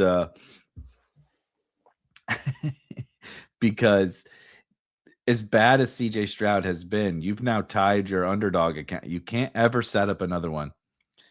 You absolutely cannot change, right? So if you ever want to continue playing Underdog and CJ Stroud is like not in the NFL in a couple of seasons, these are the things that only best ball sickos think about. The average human being doesn't give two shits about that, but that he has a badge. So he or she has a badge. Why was Jake Haener in your quarterback tier? Where's Jake Haener?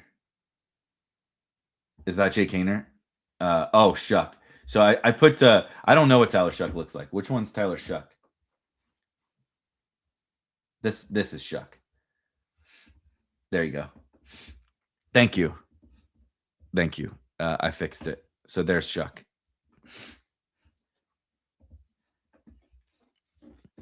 Thank you. Vinegar and salted fries. I mean, it's a lot more difficult. These guys wear freaking helmets, and half of these quarterbacks suck. So, you know, I don't know. I don't know what Tyler Shuck looks like. I mean, I do. Obviously, I went back there and saw it. And like, okay, now I remember what Tyler Shuck looks like. But it's in is I was correct, right? This is Shuck. Yeah, I'm like 95% sure. But look, they play a sport where they wear helmets. Okay, you have to forgive me. Though it shouldn't really probably be forgiven because Tyler Shuck played like 47 seasons of college football for multiple different schools. So I probably should have known. Yeah, put my photo on there.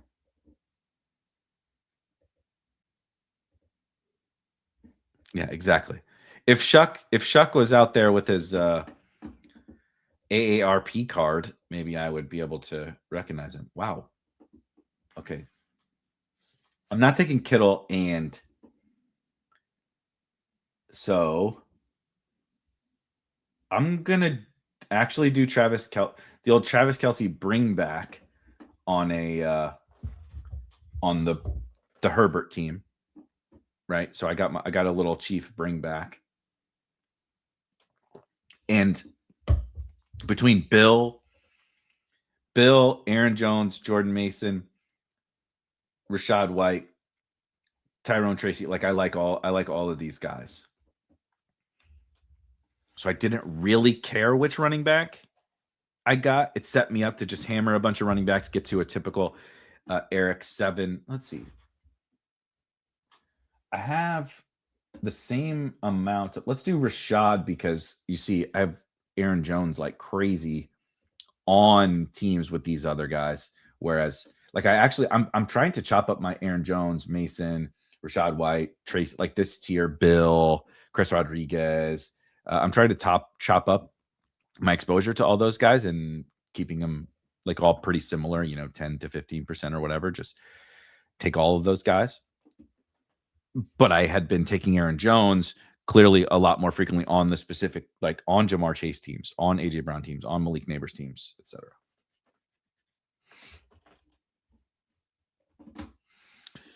Yeah, I don't really post on the social medias, but I appreciate I appreciate you for.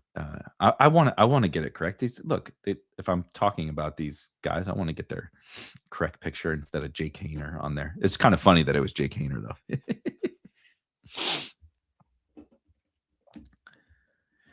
If you have an in, I do not have an in with the developers of Underdog, but it says it's time for new dog avatars that represent how good you actually are at this shit. I've won multiple tournaments in multiple sports, but only horns. Yeah. I don't want to speak for Underdog, but I don't imagine that's anywhere near the top of their priority list. Making sure that the app works would be, I'll settle for the app working.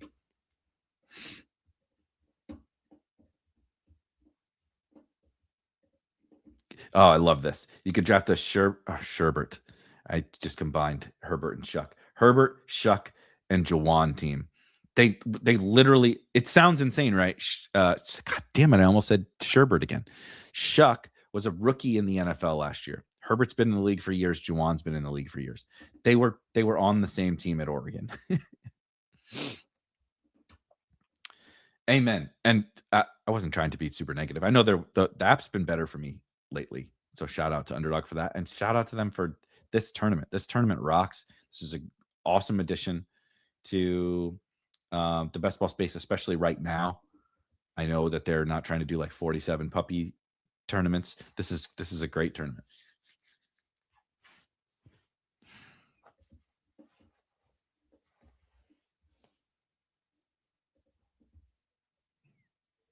Vinegar and salted fries is a great name, and also they are really good.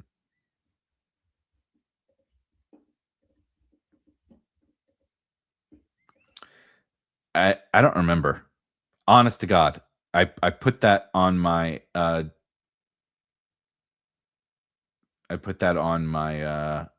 dog avatar years ago, I think. I haven't changed it in forever. God damn it. Somebody took Keaton. I was really hoping to get Keaton there. Okay. I really just need running backs.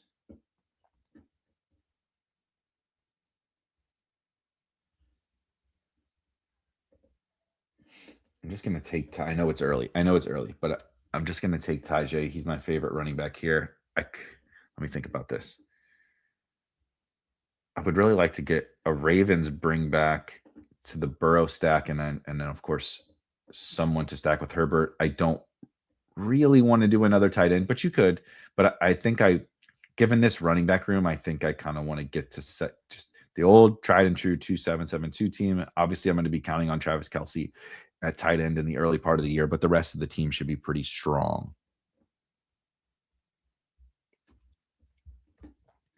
Chase, Neighbors, AJ Brown, J-Mo, Downs at wide receiver is pretty good. At least we have Bucky.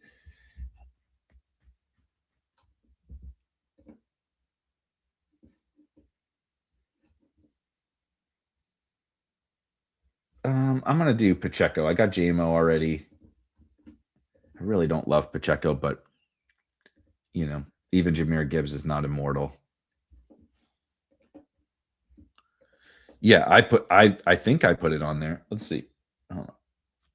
Sorry, my allergies have been going absolutely batshit crazy. Let's see.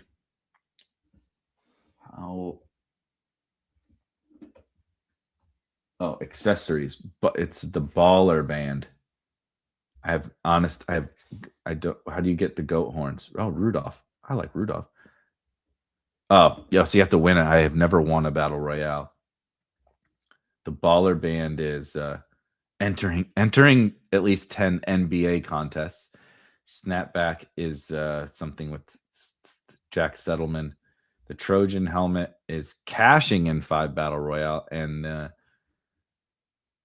Rudolph is winning a cash prize in NBA battle royale and NFL battle royale on the same Christmas day. Okay. Huh.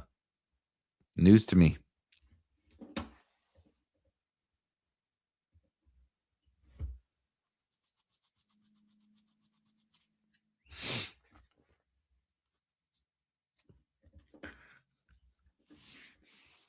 Yeah, they definitely don't. Yeah. I haven't looked at that page in years. I had no idea.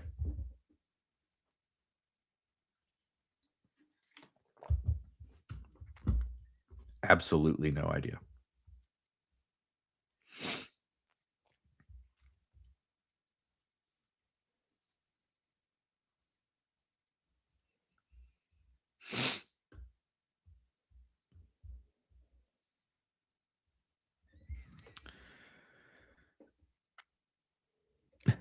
They placed a dog poop icon next to my avatar. What does that indicate? To start drafting some better teams.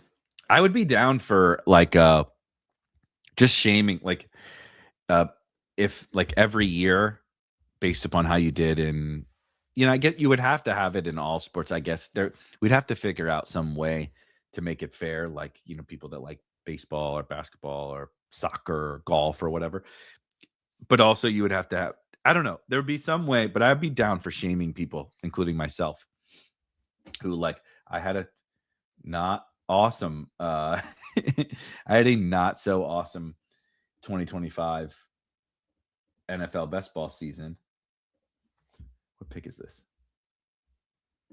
Okay, let's just go get Trey. Let's go get my boy Trey and then get back over to the running back position.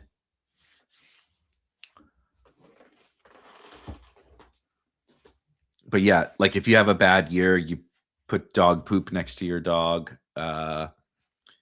If you have a good year, I don't know, the dog gets a bone, or a hand is giving him chest scratches or something. I don't know.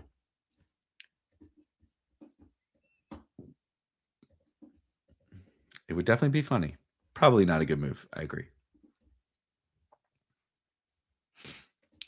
Manuel Wilson has become one of my favorite running back clicks. What if Price is more Roshan and less Felix Jones? I think I'm going to take Tank Bigsby here.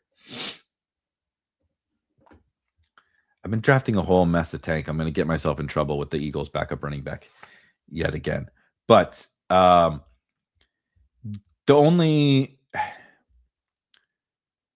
like pushback, I guess I would say, from the like Felix Jones, DeRochon type stuff is it sort of doesn't matter what his talent level is because they drafted him in the first round this year. He's like assuredly going to play. So the hindrance for Emmanuel Wilson isn't so much that price is good. Is like I think Emmanuel Wilson's going to fill a role sort of regardless. It's kind of like what happens when Zach Charbonnet comes back. Does Zach Charbonnet come back? And I guess the talent of Price could create a larger role for Emmanuel Wilson. I like Emmanuel Wilson too. I think he is specifically a guy who fits. I want to do something on like sort of like chess pieces in the best ball landscape, right? Like Emmanuel Wilson has a really strong place on certain types of teams. But like if you draft Derrick Henry and Josh Jacobs, and I didn't even need to pick, like even if you draft Ashton Genty and Amarian Hampton like early on or whatever, like Emmanuel Wilson doesn't have that great of a place, right? You draft Kyren Williams, you draft Chase Brown, you draft multiple early running backs who are like pretty locked and loaded early on. It's not that Emmanuel Wilson can't have contingent value later, because of course he can.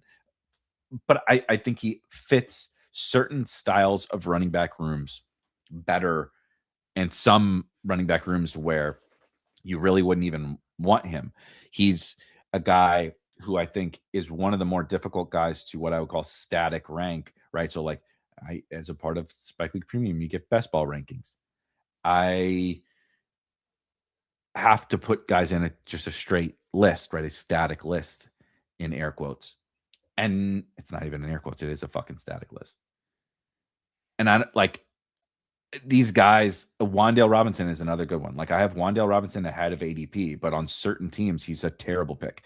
I would have him far back, right? That's what things like our draft optimizer can help you with. That's what the legendary upside sidekick sort of does.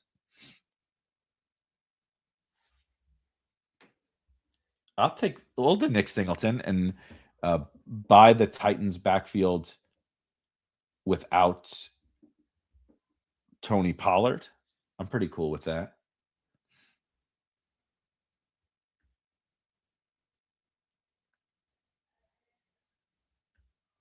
Just looking through.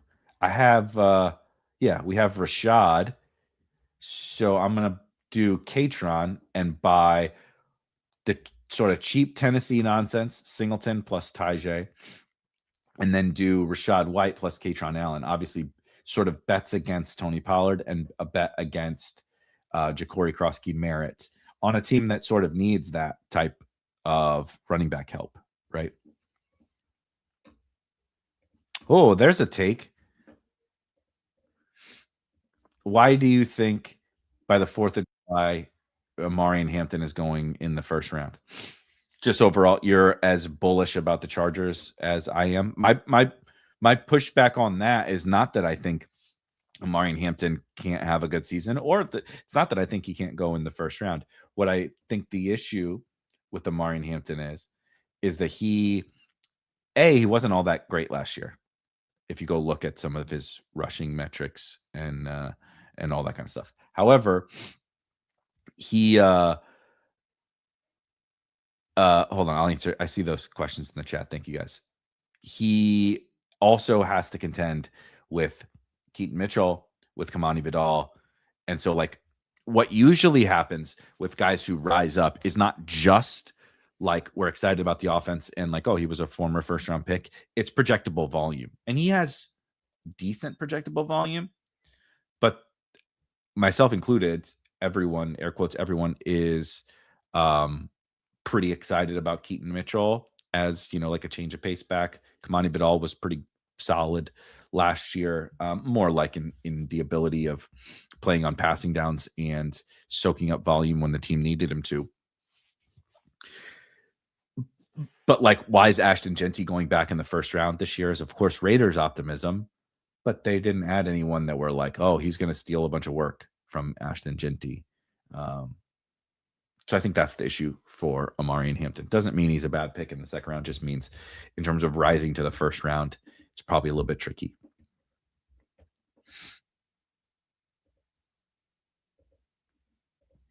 Yeah, I'm with you. I like Emmanuel Wilson. Emmanuel Wilson's another guy like I've ranked well ahead of ADP, but it's again, he's like there's certain teams that I just really don't want him on, and then there's certain teams that I do really, really not just want, but probably need him on.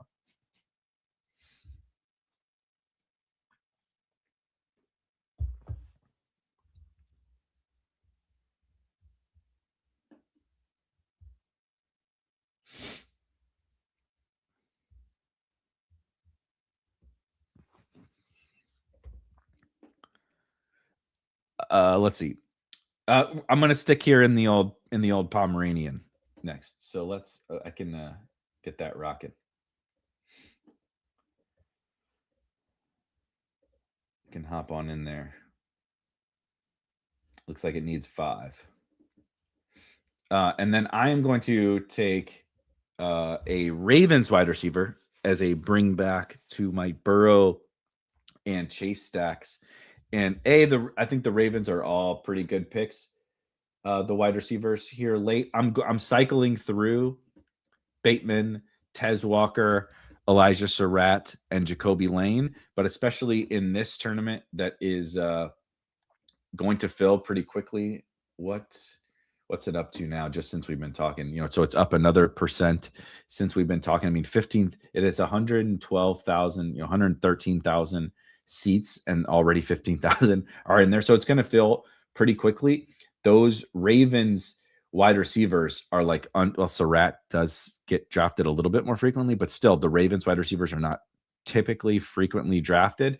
And Tez is the guy who I think has just as good of a shot as Bateman or Surratt or Lane, and he legit never gets drafted. So I'm sort of using him in this tournament as another guy, like a time box strategy last round pick. If you wanted to do it with Bateman, if you wanted to do it with Jacoby Lane, I don't think there's any problem with that. A drafted 30% of Amari Cooper last year badge. Yeah, exactly. Drafted X% of Will Fuller the year he retired. Chased the here's a deep cut for the people that have been playing best ball for a while.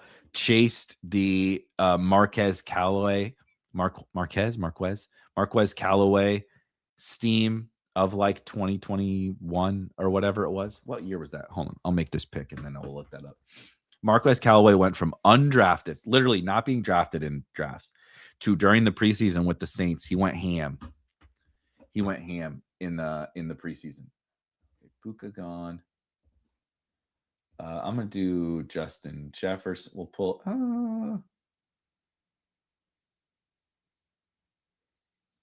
Yeah, let's pull up JJ. Get just a little different, not anything crazy, just a little different.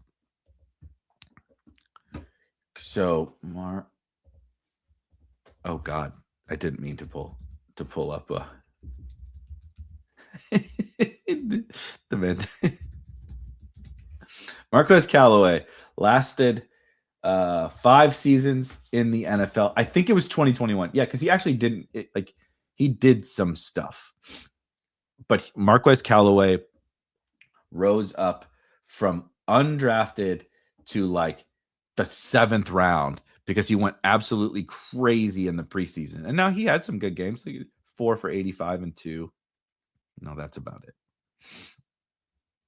A 100-yard game in week 15. Not bad. Hey, he had 6 for 97 in week 17. That's not bad. But let me preseason stats. I wonder if we can still find him on here. Can I change the year? No. Okay. We'll find it another time. MLR says Marquez Callaway's first waiver run in FFPC main events was like $500, right? So they have $1,000 in fab on FFPC. In that year, people, right, because he wasn't going drafted even in 20 rounds on FFPC for most of the summer. And then he went so crazy in the preseason. So people then obviously have the waiver run the first week of the season, and people spent all their money on Marcus Callaway. And you just like, he was so useless. So funny.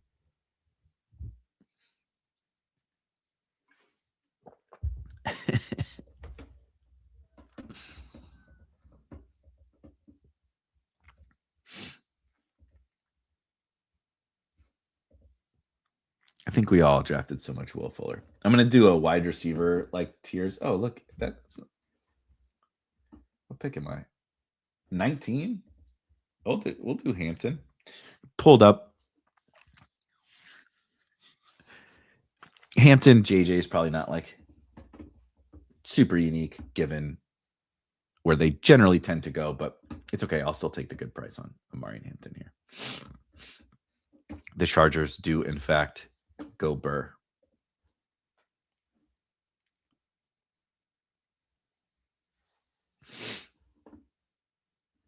Oh, I was also looking before the show why, like, I wanted to confirm my biases. And if you go look at CJ Stroud's playoff games, his very first playoff game was good against the Browns. You remember that one?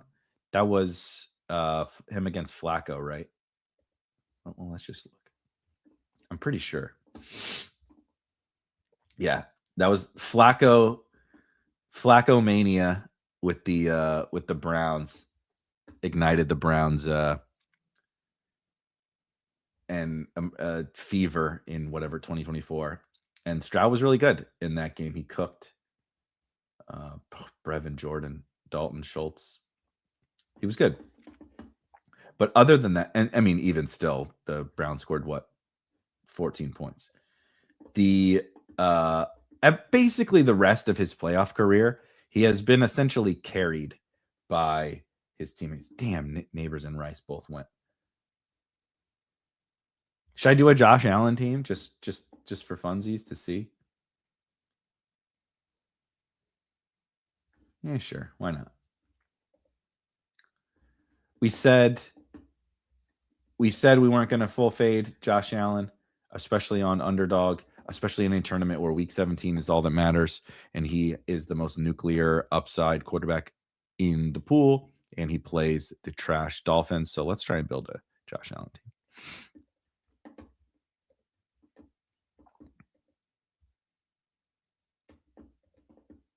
That's pretty fun. Yeah. Too late. You already got outed drafting Derrick Henry.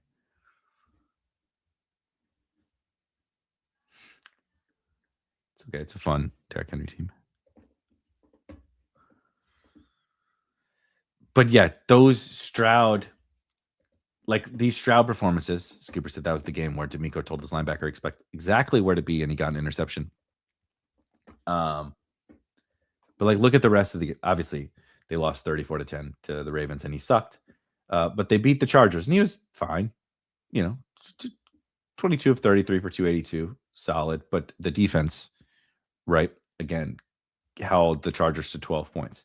Then he can barely move the ball against the Chiefs, and they lose. And then they play the Steelers, and he's okay. But again, the defense holds the Steelers to 6 points. And then they play the Patriots, and he's absolutely awful. He is the guy who you're like, he could maybe have a good game, but he needs to be carried by his teammates. That's what he is. It's what he has been.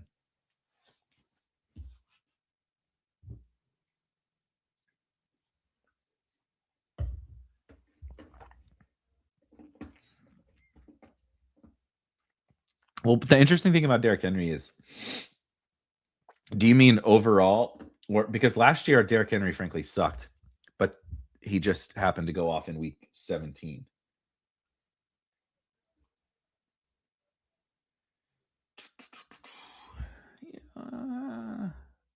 Burden works. Burden works. Josh Allen, Amarian Hampton, Justin Jefferson, Luther Burden.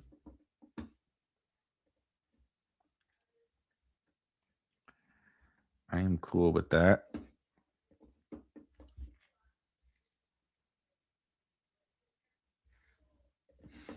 And a 7th round MVS to the Chiefs. I wonder how many of these badges we could hand out. The Will Fuller retirement, the Marquez Callaway Steam Chase, 7th round Trey Lance, 7th, 8th round MVS is on the like. It's got to be the Chiefs, the new Chiefs wide receiver thing, right? Or just the Chiefs wide receiver badge. Like, did you draft 5th round Juju, 8th round MVS, 8th round Sky Moore? Who am I missing? 7th round Kadarius Toney. And I think we all probably fell for at least someone here. But the Chiefs wide receiver tax badge. Did you fall for that? That's a good badge. See, this is why. Is this going to be my first DJ Moore share? I really don't want to take him, guys. I'm literally going to take David Montgomery over. No, I changed my mind. Fuck. Okay, let's make this work. We autoed Lamar because he's my top ranked player. Now we have Allen and Lamar.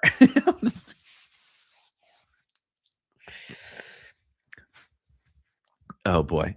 Yeah, 1-2 turn CEH badge is a good one. Yeah, if you chased the Bill Steam. Who else? I'm definitely going to win quarterback. Josh Allen and Lamar. Let's see if we can build if the late season is all that matters, and originally the only 2 guys in the Tom Brady tier of right? Originally it was only going to be Allen and Lamar. We added Daniels and Herbert because we grade on the curve around these parts. Let's make it happen, Captain. For the audio listeners, I accidentally autoed Lamar Jackson because I was deciding whether to begrudgingly take my first DJ Moore share or take Judkins or take David Montgomery. And the decision between those 3 shit bums was so paralyzing. Having to decide between those 3 awful picks made me sick. Like, my finger just stopped working on the mouse and I ended up not clicking anyone. And I drafted Lamar on an Allen team. It's a unique combination, guys. Come on. It's a unique combination. Yeah, see, this is where you make a mistake and then you start talking yourself into it and you're like, no, I know I didn't want to do this, but it's actually good. And here's why, right? That is I think as a tout, right? Like Pete's running his tout contest. Whatever silly reality TV show like drama bullshit that they're doing is fine. I'm sure it's working well. I'm sure the people are liking it. But like an actual tout competition where you have to do the things that a tout actually does is kind of, interesting to me. Should I take Jaden Daniels? I'm kidding. I'm trying to think though. Allen and Lamar. I'm gonna have cheap wide receivers later. Let's take me and Alec Pierce share because I don't think Warren's gonna come back, but that would be kind of a fun little second stack. But also Lemon and Parker look good here. Ramondre looks good here. Pollard, Warren are fine.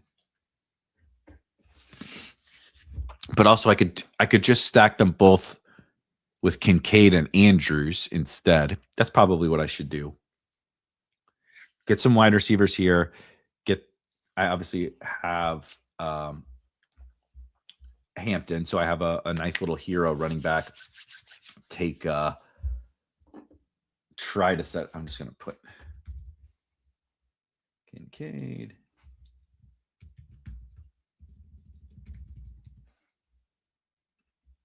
Just put those two in the queue so I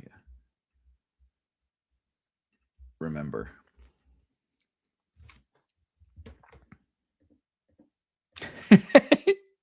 I promise. The only reason I could have gotten Daniels is if I autoed yet again. But yeah, like I want to hear people be like, well, let's explain this actually thing that you didn't want to do and turn it into something good. Or like someone asked you a question that you haven't researched this. You haven't fully fleshed out a take on this thing that you're now being required to discuss. Or Jaden Reed. No, let's do Ramondre.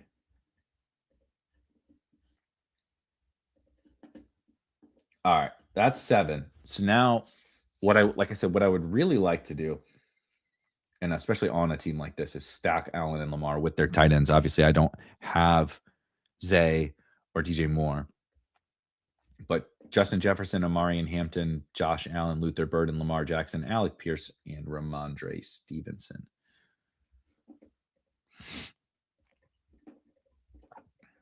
I mean, I would definitely not go that far.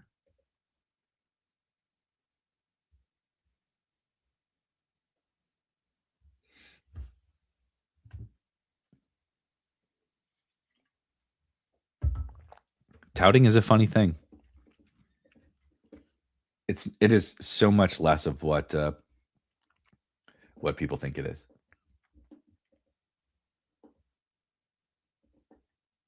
Yeah, exactly. I agree with what I totally why it says funny thing is this is probably the worst like format ever for bully quarterback with Allen and Lamar, because week 17 is all that matters. What you really need, it's easiest to advance. What you really need is like it's even easier to advance like the week 15 and week 16 elements in like Best Ball Mania. Is like, yes, week 17 is still all that matters in Best Ball Mania, but it's also really difficult to get through week 15 and 16. So if you're like, Allen's going to do it in week 15 and then Lamar's going to do it in week 16 and then it's going to come back to Allen or whatever, right? Something like that. Or Allen's going to have a huge regular season and Lamar's going to have the great play, whatever, right? These stories that we come up with. It's really like the touting part of it is like every lineup can tell a story where this thing works. Almost every lineup. So long as you have, you understand the table stakes and very basic roster construction. Right. Another thing we throw around. You want to be a tout? Just say, I win with my roster construction. Like, what the fuck does that even mean? Everyone drafts rosters in pretty similar ways. You drafting your 3-5-7-3, your 2-6-8-2 with the same similar kind of you didn't win with any roster construction. All right. I'm gonna take QJ.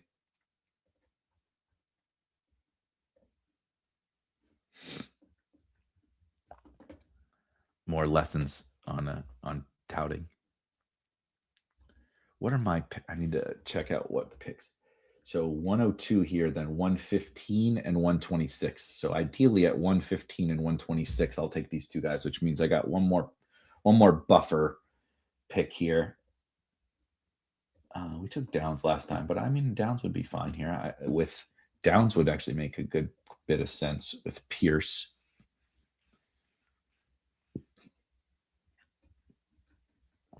Dobbins would make sense on this team too.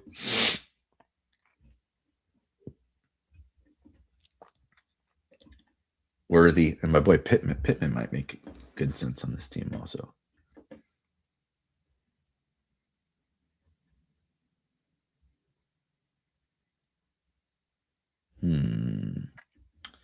Downs to go with Pierce or Pittman. Let's do Pittman. I need to get more under. I have quite a bit of Pittman on DraftKings and Drafters so far, but I really need to get some more Pittman on Underdog.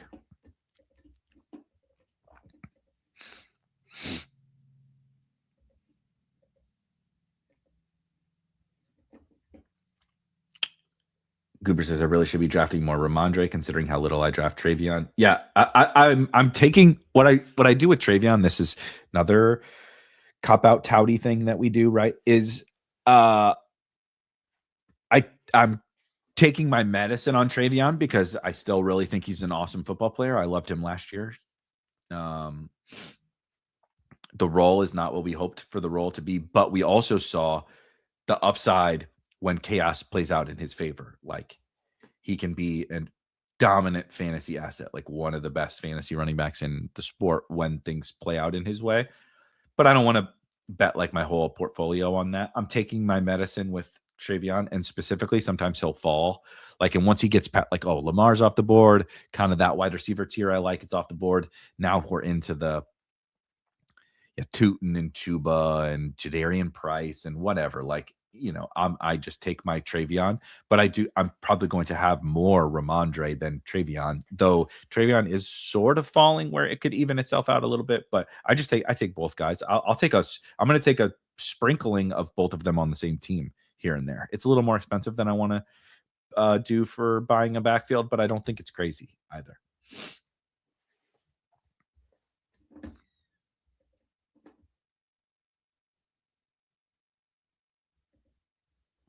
Solo QB for Pomeranian meta is an interesting idea for sure.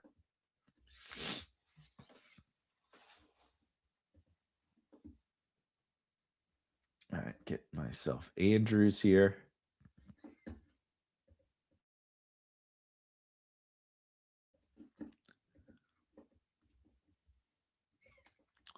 See, the only thing I would say is Warren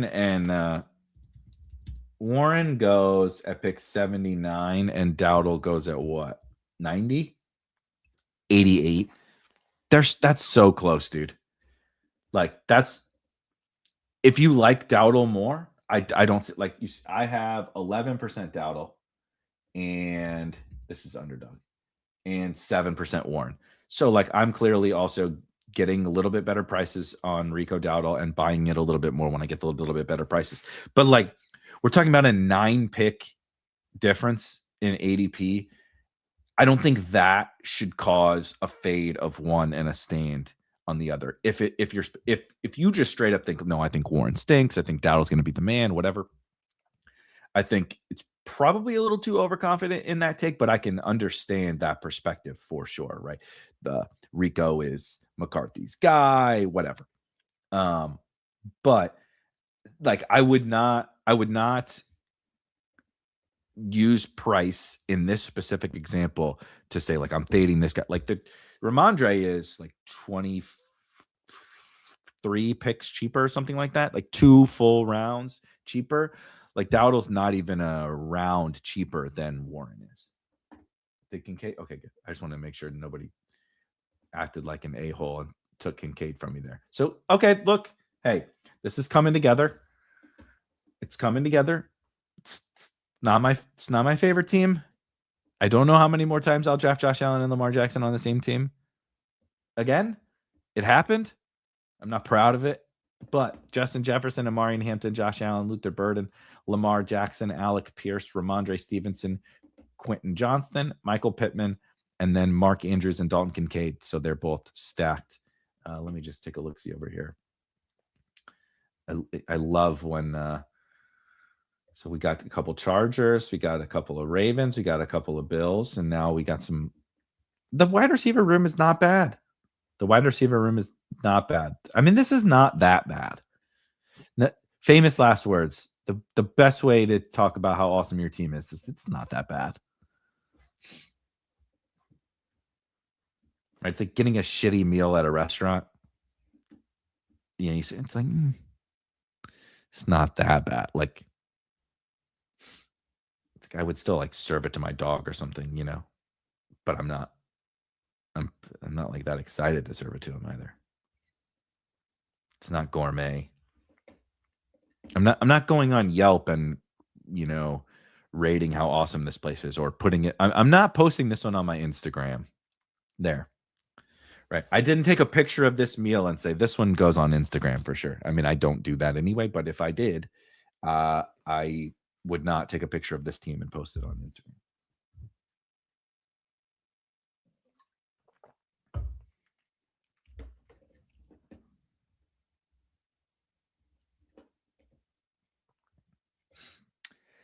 My issue with Travion is when I do draft him, I feel like I have to draft someone like Dobbins or Chuba for early season production.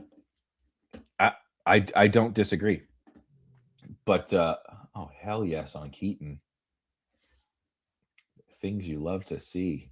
I don't disagree, and that's why I'm not going to have, like last year I had a lot more Travion because I thought he could just take the job. Obviously that didn't happen. This year I'll have less Travion, and I still think it's possible that he could just take the job, right? Growth is not linear. What happened last year with Travion is not guaranteed to happen this year, though I think Ramondre played pretty well, and I do think that they like him. Oh my goodness. The allergies are going crazy. I think it's still possible that he earns more of a role than we saw last year, but like how it's similar to like the tiers conversation with the quarterbacks we were talking about is like, if I flipped over the cards and I said, you got to week 17, you have Travion Henderson, and something played out in his favor. Obviously, he needs something to play out in his favor. Like, what is that exactly? You know, I'm not sure. I think we took Pacheco last time, right? Oh, God, this is disgusting. Let's do Jalen McMillan.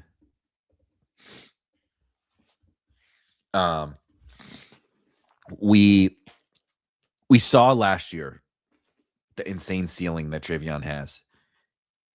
You show up to week 17 and Ramondre's on the sideline holding a clipboard, right? Or chewing sunflower seeds. You like don't care that he's overpriced. Now you're like, I'm gonna fucking win the Pomeranian. I'm gonna win Best Ball Mania because I got this superstar workhorse back now that I spent pick 58 on him or whatever. Like that wasn't great for the first month. So like he's in that category of like, yeah, I don't love the price, but the upside is too explosive to fade also. And so like, yeah, if I got to draft Chuba with him, if I have to draft Dobbins, if I have to draft Aaron Jones, on Jordan Mason and Emmanuel Wilson on those teams, so be it. I'm okay with that. Yeah, it's always right. Travion made some mistakes like missing in pass protection and stuff last year. Ramondre didn't fumble or as much, didn't have the catastrophic fumble that would piss off the Patriots fans, but it's certainly possible. Travion's role can just grow because he gets better,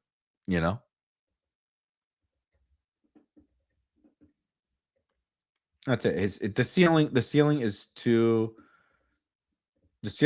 great to fade, to ignore for me.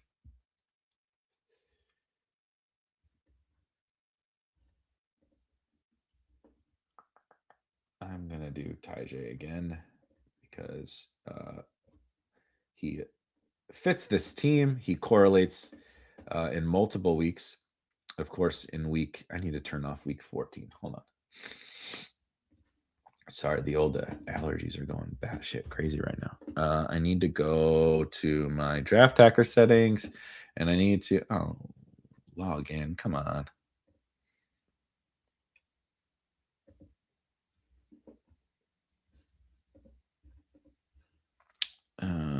We'll do it afterwards. I need to get rid of week 14. Yeah, you see the week 14 game on here. So for anybody that wants to know, Tennessee does play Detroit here in week 14. But obviously, Tajay is a good fit on this team. I need some of this running back production. I feel with Hampton, Ramondre, Keaton, and Tajay, I feel pretty solid about the running back room. It's probably going to be 2-6-8-2 team. And of course, Tajay plays against Michael Pittman in week 17.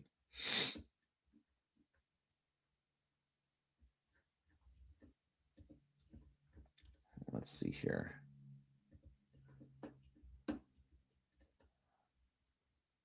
Let's do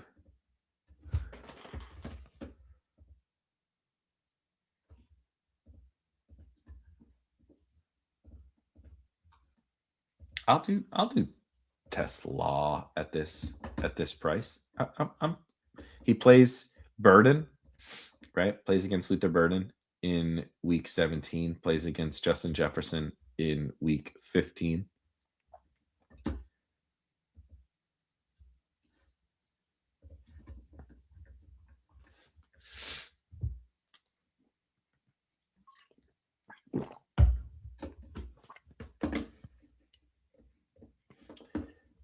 Vinegar says QB is what's your username on Underdog? Larry? Are you Larry? Oh my God. I hope not. Larry's good Lord. James Cook, Saquon Barkley, Kyron Williams, Garrett Wilson, Quinshon Judkins, Jordan Tyson, Tony Pollard. That is 5 running backs in 7 rounds. Holy moly. Team 4. CMC, how your own robust. But I like this. CMC, Chase Brown, Breece Hall, and then started to set up some stacks. Nice. Terry, Carnell Tate, Marv, Parker Washington. You got Trevor Lawrence and then Jacoby Myers. Kittle, Ferg, Naylor. Did back into Naylor Mendoza. This is a well done. And Rogers, Jeremy. This is a well done team.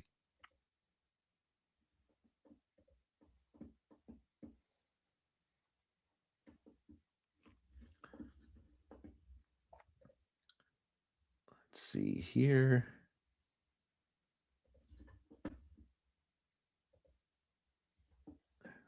Wow, Sharp's still around here.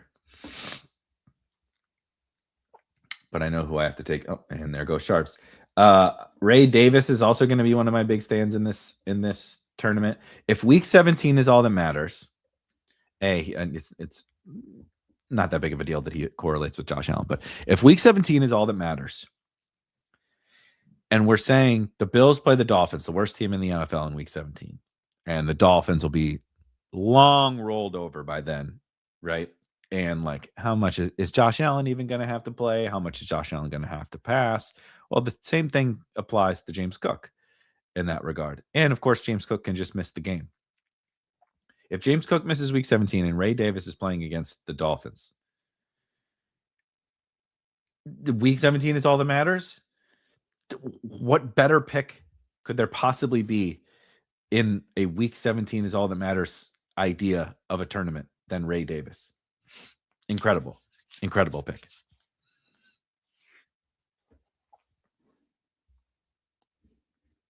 I totally agree. Tyjae feels like such a safety net when you're running short at running back in a draft. He's just, he's also proven to have a big weekly ceiling when things play out in his favor. Obviously, Nick Singleton is there now, so that throws a small little wrench into things.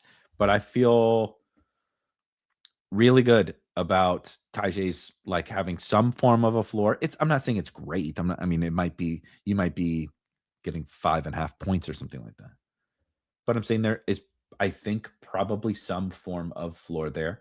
And I think there's a pretty significant ceiling at the price. So you're getting a little bit of the best of both worlds. Okay, I need one more running back. I'm not doing Justice Hill over here. I am going to do, as you can imagine, I do a bunch of Malik Davis. I'm going to do a Jordan James team. I want to make sure I get my share of Jordan James, especially in this tournament. I don't want to, like, if we look back in, this won't be open for a month, but we look back in a month and you're like, yeah, Jordan James is the handcuff to Christian McCaffrey. Being able to have that, right? Have Jordan James and Ray Davis at the end of a week 17 is all that matters type tournament. Seems pretty good to me. And now I need one more wide receiver, and I'm going to take one of these Ravens. I don't have any Bengals, do I? No. That's okay.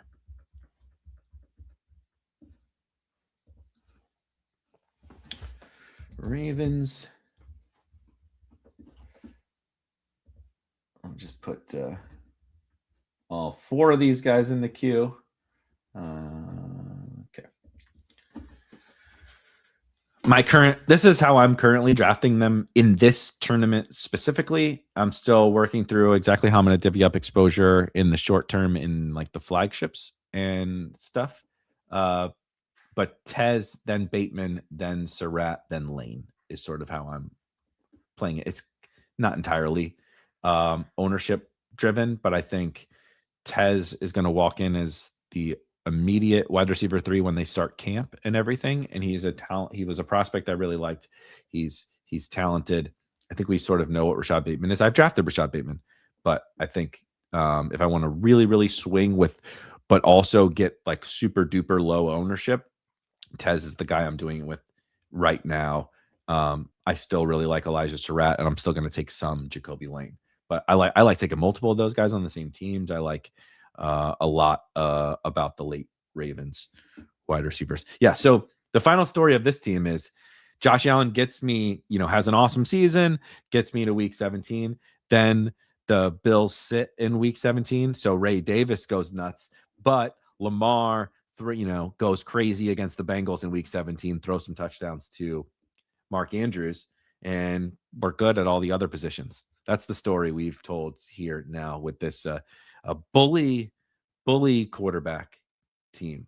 Thank you guys for joining another wonderful week in kicked off here, and we're ready to rock and roll. Basketball summer is off and running. If you guys could hit the thumbs up button for me on your way out, I would greatly appreciate it. If you have any comments, please drop them in the comments. I try to reply to all of them, and subscribe to the channel because then you can get notified when I get the new shows up and when we go live every Tuesday, Wednesday, Thursday, and Friday at 11 a.m. Eastern. Of course, Legendary Sickos on Saturdays, and we got some more content coming in the hopper for you guys. But enjoy your Tuesday. Again, hopefully you had a happy Memorial Day. Go check out Hope Bishop's post, please, on Twitter. If there's anything you can do to help a friend and someone great for the best ball space, please do so. And I will see you guys tomorrow. Same bat time, same bat channel. We'll talk some of the latest news and, of course, draft some more best ball teams. Peace.